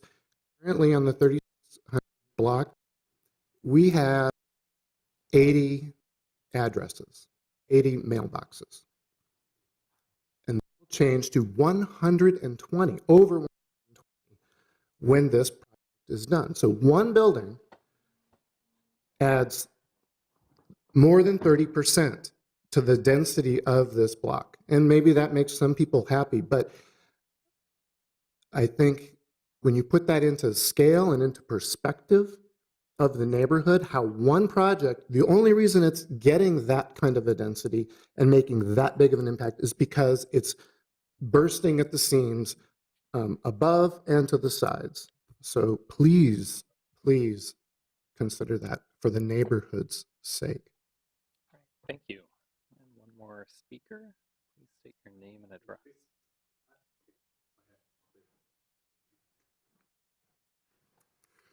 Members of this committee, Lonnie McQuarter. I operate a business on 3551 Lindale Avenue South. Here to voice my support for the project over on the 3600 block of Bryant. I've known Alex for about 3 years, and I must say that of a lot of the business developers that have been in the Twin Cities area, he is one that I strongly admire. Taking a look at some of his other projects, you see that he really involves his community and is really a strong supporter of many of the neighborhood events that take place. Whether it's an artisan market that incorporates many small independent people to be able to sell their wares, like what you would find on a website such as Etsy, or even when he's opening up his opening up one of the projects that bottles and cans cold press up to the neighborhood, where I called last minute and asked if a few folks in the neighborhood would be able to join, and he said, sure, bring them by. I think many people will be pleasantly surprised with whatever the outcome with this project would be, that it's going to incorporate the needs of the neighborhood, as well as really be something that it's not just a rent-seeking enterprise, but one that really brings the community and helps continue to make the city of Minneapolis a strong, vibrant community. Thank you. And we have one last speaker, I think. Unless there's anyone. But we have several more. Okay, how many of you would like to speak still? Let me just see a show of hands. So about 3 of you. Okay, you can decide who goes first and state your name and address for the record. Name's Jordan Harvey. I own a house that is now a commercial space on 911 36th Street. Bought it a couple of years ago and changed it to, zoned commercial and changed it, and that's where we run our company from, Nomad Adventures. I am in favor of the project, and I'm in favor of development as a whole, especially development that we need more density. We all, a lot of us know and recognize it for environmental reasons. That being said, this to me seems very out of step with the density. You've got 0.25 acres, 41 units. What they've shown for other buildings in the neighborhood is not accurate. I haven't actually had positive engagement with the developer in that, to the recent point. I simply want to know how high from the alley this project is, because there's a lot of questions about grade. I'm directly to the north, and that's extremely pertinent to me, and it's being presented essentially as a 50-foot building or less, and they're asking for 15 feet worth of variance. As far as it's going to be about 62 feet high from the alley. So from my property line, I'll be looking at a 62 building. Now, I bought this property just a couple of years ago, commercial use. I'm all for the development, but 62 feet is not what's being presented, and it's a big ask. And 0.25 acres and 41 units, I don't see how that is a small variance or a small ask. The alley and the dangers, believe it or not, they're not really overestimated. I don't know what can be done about that, and I am all for a project and a good project that fits with the neighborhood. So that's a challenge I don't know how you'll overcome, but I work from 8 to 6 every day, and I stare out that window. I am on the corner. It's my fence that impedes the view. And I've pushed multiple cars just last week up as they're trying to shoot. You have to shoot through the sidewalk. So I don't know how you solve that, but it is an issue. It's not just some trumped up neighborhood association that's pissed off that wants to blow smoke. It should be looked at. But beyond that, like I say, I'm for this project ultimately, but no even basic answer to my question of the height from the back corner of the lot. Consider you guys 35, 60, that's huge. And I guess what I'm saying is I could get behind it probably if you reduced it to 1 story. So I'm not looking at a 6-story building. I think you guys need to consider what the implications are to all the parties. And to me, it was presented in a misleading way. Or I'm happy to hear Jeff's response to what that height is. But yeah, I think you need to reduce it by at least 1 story, which I believe that would help you not have for the FAR, whatever exactly that is. But yeah, so thank you. All right, thanks. And please state your name and address for the record. Yes, my name is Paulette Boyer. I live at 629 across the street from this new development. And we live in a bungalow, a single-family home. And we've lived there 24 years. I just wanted to add, I couldn't believe the gentleman who talked about the density and adding, to a block that already has 80 mailboxes, adding this big of a development, because he does live at the end of the block where his neighbor to the south is the Walker residence. And the sun never hits his house because how high the city let Walker build way back. So it's not a small deal that even a story isn't going to have a big impact on that live around the building. So I just would really like to say against the height of the building. I think every foot of it makes a difference to somebody's quality of life. All right, thank you. And our last speaker, please name and address. My name is David Wheeler. I live at 3625 Bryant Avenue South. Winston Churchill said, "Be brief, be witty, and be seated," so I'll try to do that. First of all, thank you for spending a lot of time on some big issues tonight. And you're hearing from neighbors who have concerns. The building I live in is a condo built in 1926. Next door to it was a single-family home that was purchased by a developer, and they came before you about 1.5 years ago and got several variances so they could build a narrow, tall structure. It looks like something that would work in Amsterdam. I mean, it's really narrow and really tall. It's 50 feet, and that's the reason they say they can build this new one 50 feet. I'm sorry, it's not zoned the same way. And if you give lots of variances in neighborhoods, then the next developer will come in and do more variances. I don't think that's particularly fair. I think the building's too high. I think the density is tremendous. I think the way some of it looks, mine is really nice. But I think it's really important that you give some more time for input from the neighborhood and some more conversations. I'm very plugged into what's happening in the city. I'm involved in a lot of things in the city, and I found out about this just at the last moment when a letter went out, and so that's why I'm here to speak. 2 other quick things. One is the #1 priority of the mayor is affordable housing. Jacob Fry came and spoke to our Rotary meeting about that. The city council is deeply committed to affordable housing. We're getting nothing but great housing in our area, and it's not affordable. And if you're going to, you said you can't force people to do certain things. Actually, the city can put some things together, and they can ask if they're going to get variances that they do some things to help make things more affordable. It's really important. If you put up a 41-unit building, there really needs to be some diversity there. And I want our neighborhood to look like our city.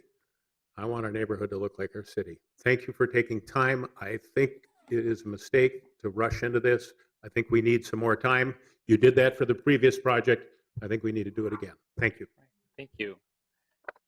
And I will close the public hearing. Perhaps the applicant, was there something you wanted to respond to?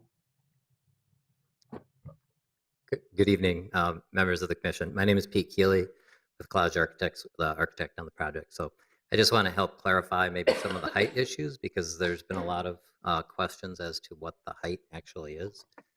So there's, each floor is about 11 feet. On the front of the building, on Bryant, it's a 3-story building. 4th floor is set back on Bryant. So there's a couple additional feet because that first floor is about 2 feet higher than where the grade is. So at that point, it's about 35 feet, which is very comparable to the 3.5-story buildings that are directly across the way. The 4th floor is another 11 feet higher, and it's set back approximately 12 feet, so about 1-to-1 on the backside. The site slopes 8 feet from front to back, and there is a dip on the very far northwest corner, the hole that I think you saw in some of the pictures.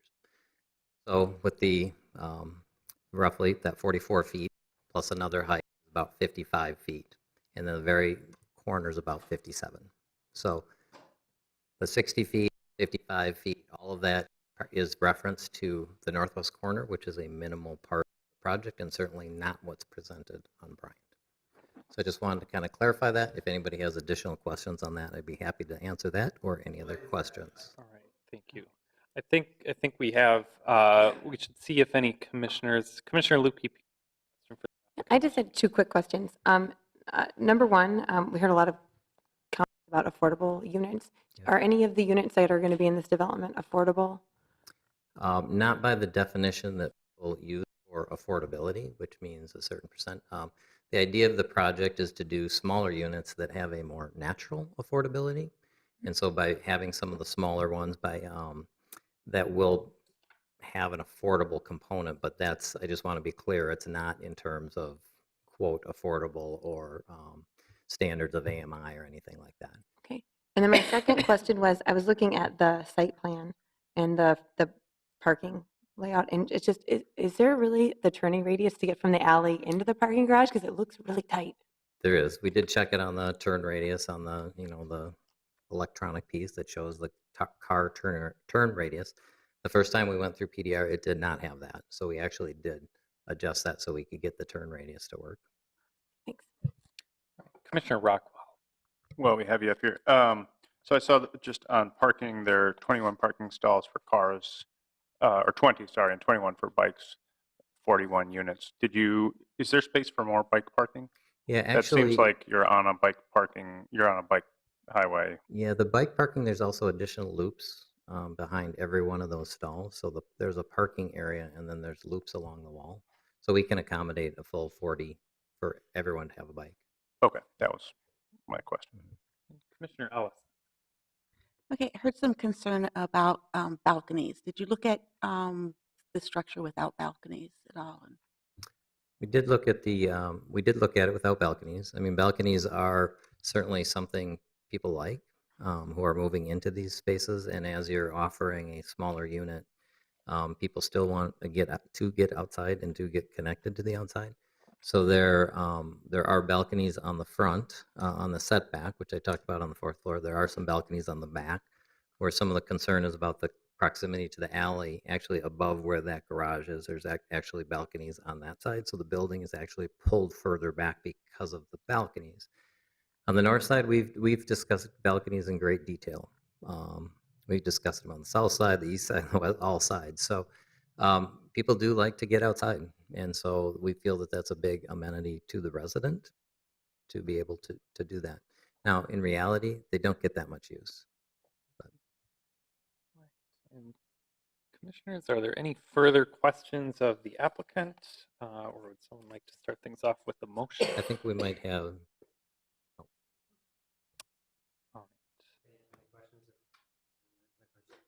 We can, yeah, we can see if the commission has any other Sorry. questions. We can see if the commission has any other questions. I don't know that there are any at the moment.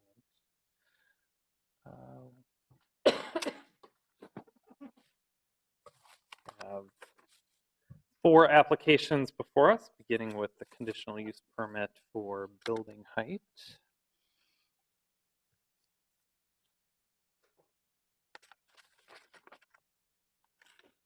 Commissioner Cogill, do you have something? I'll move the first conditional use permit. So a for building motion height. to approve item A, the conditional use permit for height. Is there a second?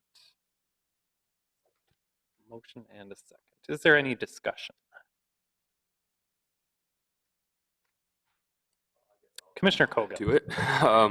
I heard a lot this evening about a couple of different concerns that kind of seem to me to be incongruous. One is the need to have safety in the community. Another is the need for affordability, and a third is something that's has some congruity with the neighborhood. I think that what's clear is that the more difficult we make it to have more units, the more difficult we're going to make it for there to be affordability in our community. If you say that we're only going to have 2 or 3 stories, that means that those units are going to have to be more expensive. That's just the fact of it, unless we're going to advocate all of us together to change a lot of different statewide policies. So for that reason, I think it's pretty critical that we do entertain this particular motion. The other thing I'll say on that issue, that the idea of safety, I think it's pretty critical to think about how many people are going to be moving to the neighborhood. Eyes on the street are the first thing that we can do for having more safety in our neighborhood, and I would encourage the balconies because I think that would make more people able to look at the street, be aware of what's going on around them, and be advocates. So that's my thought. All right. Is there any further discussion? There's no further discussion. Clerk, please call the roll. Cogill, Aye. Ellison, Aye. Kranzer, Aye. Lipke-Pier, Aye. Magrino, Aye. Rockwell, Aye. Slack, Aye. Squeezy, 8-0. Motion carries. Next, we have item B, the variance for FAR. Would someone like to make a motion? Commissioner Cogill? I will move the variance for FAR. Thank you. Oh, thank you. We have a motion to approve item B, the variance for FAR, and a second. Is there any discussion? Hearing none, clerk, please call the roll. Cogill, Aye. Ellison, Aye. Kranzer, Aye. Lipke-Pier, Aye. Magrino, Aye. Rockwell, Aye. Slack, Aye. Squeezy, Aye. 8-0. Motion carries. Next, we have item C, the variance for a side yard setback. I'll note that the staff recommendation is to approve the variance from 13 to 11 feet for the building and deny the variance for 13 feet to 5 feet for the balconies. And Commissioner Cogill. I will move item C, variance to reduce the south interior side yard setback. We have a motion. Is there a second? A motion and a second to approve item C. Commissioner Magrino. I have a question for staff on item C. I tend to agree with the recommendation to deny the variance for the balconies. Do you think that if they wanted to come back and do inset balconies, that's something that could be worked out administratively, or would that have to come back to the Planning Commission for review? They wanted to sort of change the, that side of the If the project. building wall remains at 11 feet, they could do inset balconies like they have on the front of the building. Okay, cool, thanks. All right. So we have a motion and a second, and I'll just clarify that's a motion for staff recommendation to approve the setback variance for the building, deny the variance requested for the balconies. If there is no further discussion, clerk, please call the roll. Cogill, Aye. Ellison, Aye. Kranzer, Aye. Lipke-Pier, Aye. Magrino, Aye. Rockwell. Aye. Slack. Aye. Sweezy. Aye. 8-0. That motion carries. Finally, we have item D, the site plan review for stated conditions. Site plan review. Second. And we have a motion and a second to approve item D, the site plan review. Is there any discussion? Commissioner McGreed. I'll just say generally about this project, I think this is a good project. That's a great example of something that we've been seeing a decent amount of lately in the city. Sort of a building with less than 50 units and about half as many parking spaces. There's not any mandated affordability in this, like you had mentioned, but without knowing specifically what the rents are going to be in this project, we've started to see new construction housing units renting for $900 a month in some of these projects where you don't have to spend 20 grand a pop to build parking stalls. And so this is something that I hope that the city continues to find ways to encourage, and I'm pretty happy about this project. All right, thank you. And is there any further discussion? Hearing none, clerk, please call the roll. Cogill. Aye. Ellison. Aye. Kronzer. Aye. Lipke-Pier. Aye. Magrino. Aye. Rockwell. Aye. Slack. Aye. Sweezy. Aye. 8-0. That motion carries. That concludes our discussion on item 7. We do have one final item today, and that is to consider a resolution for our departing commissioner, John Slack. So I will read the resolution very quickly since it's getting late. So this is a resolution of appreciation for John Slack for his dedicated service to the Minneapolis City Planning Commission. Whereas John has served on the City of Minneapolis City Planning Commission since 2013, and whereas John served on the Commission's Executive Committee as Vice President from 2015 through 2018, and chaired the Commission's Committee of the Whole meetings over the course of 3 years.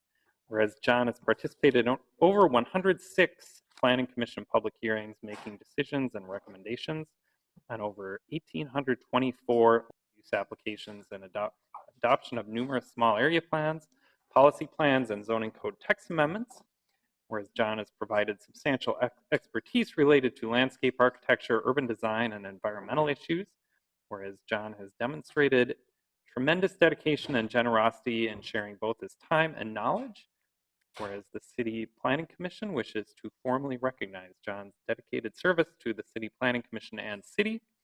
Now, therefore, be it resolved by the City Planning Commission and the staff to the City Planning Commission that we thank John Slack for his faithful and constructive service in extending the progress of the city and in promoting the welfare of its people, that we extend him our best wishes for good health and happiness, trusting the friendship and understanding built in our mutual undertakings will be with us always. So thanks, John. And I'll say I've had the privilege of working with John both professionally and in our community. And I will certainly say he's one of the hardest working people I know, and he will be missed. I also have a gift of mustard. It's the first time I've given that as a present. So thank you. Yes, absolutely. Well, I couldn't find my placard, so I couldn't say anything tonight. So, first off, it's been a pleasure.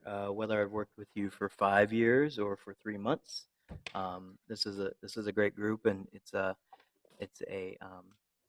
thankless job that you do every day, like what we saw tonight. Every time we're in front of the citizens of this community, we have to make hard decisions that maybe sometimes go against our personal opinions, but that I think in the long term will benefit the city, improve livability, and make it a more sustainable environment. So I personally thank all of you for your continued service on the Planning Commission. I will miss it, but I'm not going anywhere. I'll just be working a lot more. And so I know I'll run into all of you in some capacity moving forward. And again, just like to thank all of you for everything that you do. All right, thank you.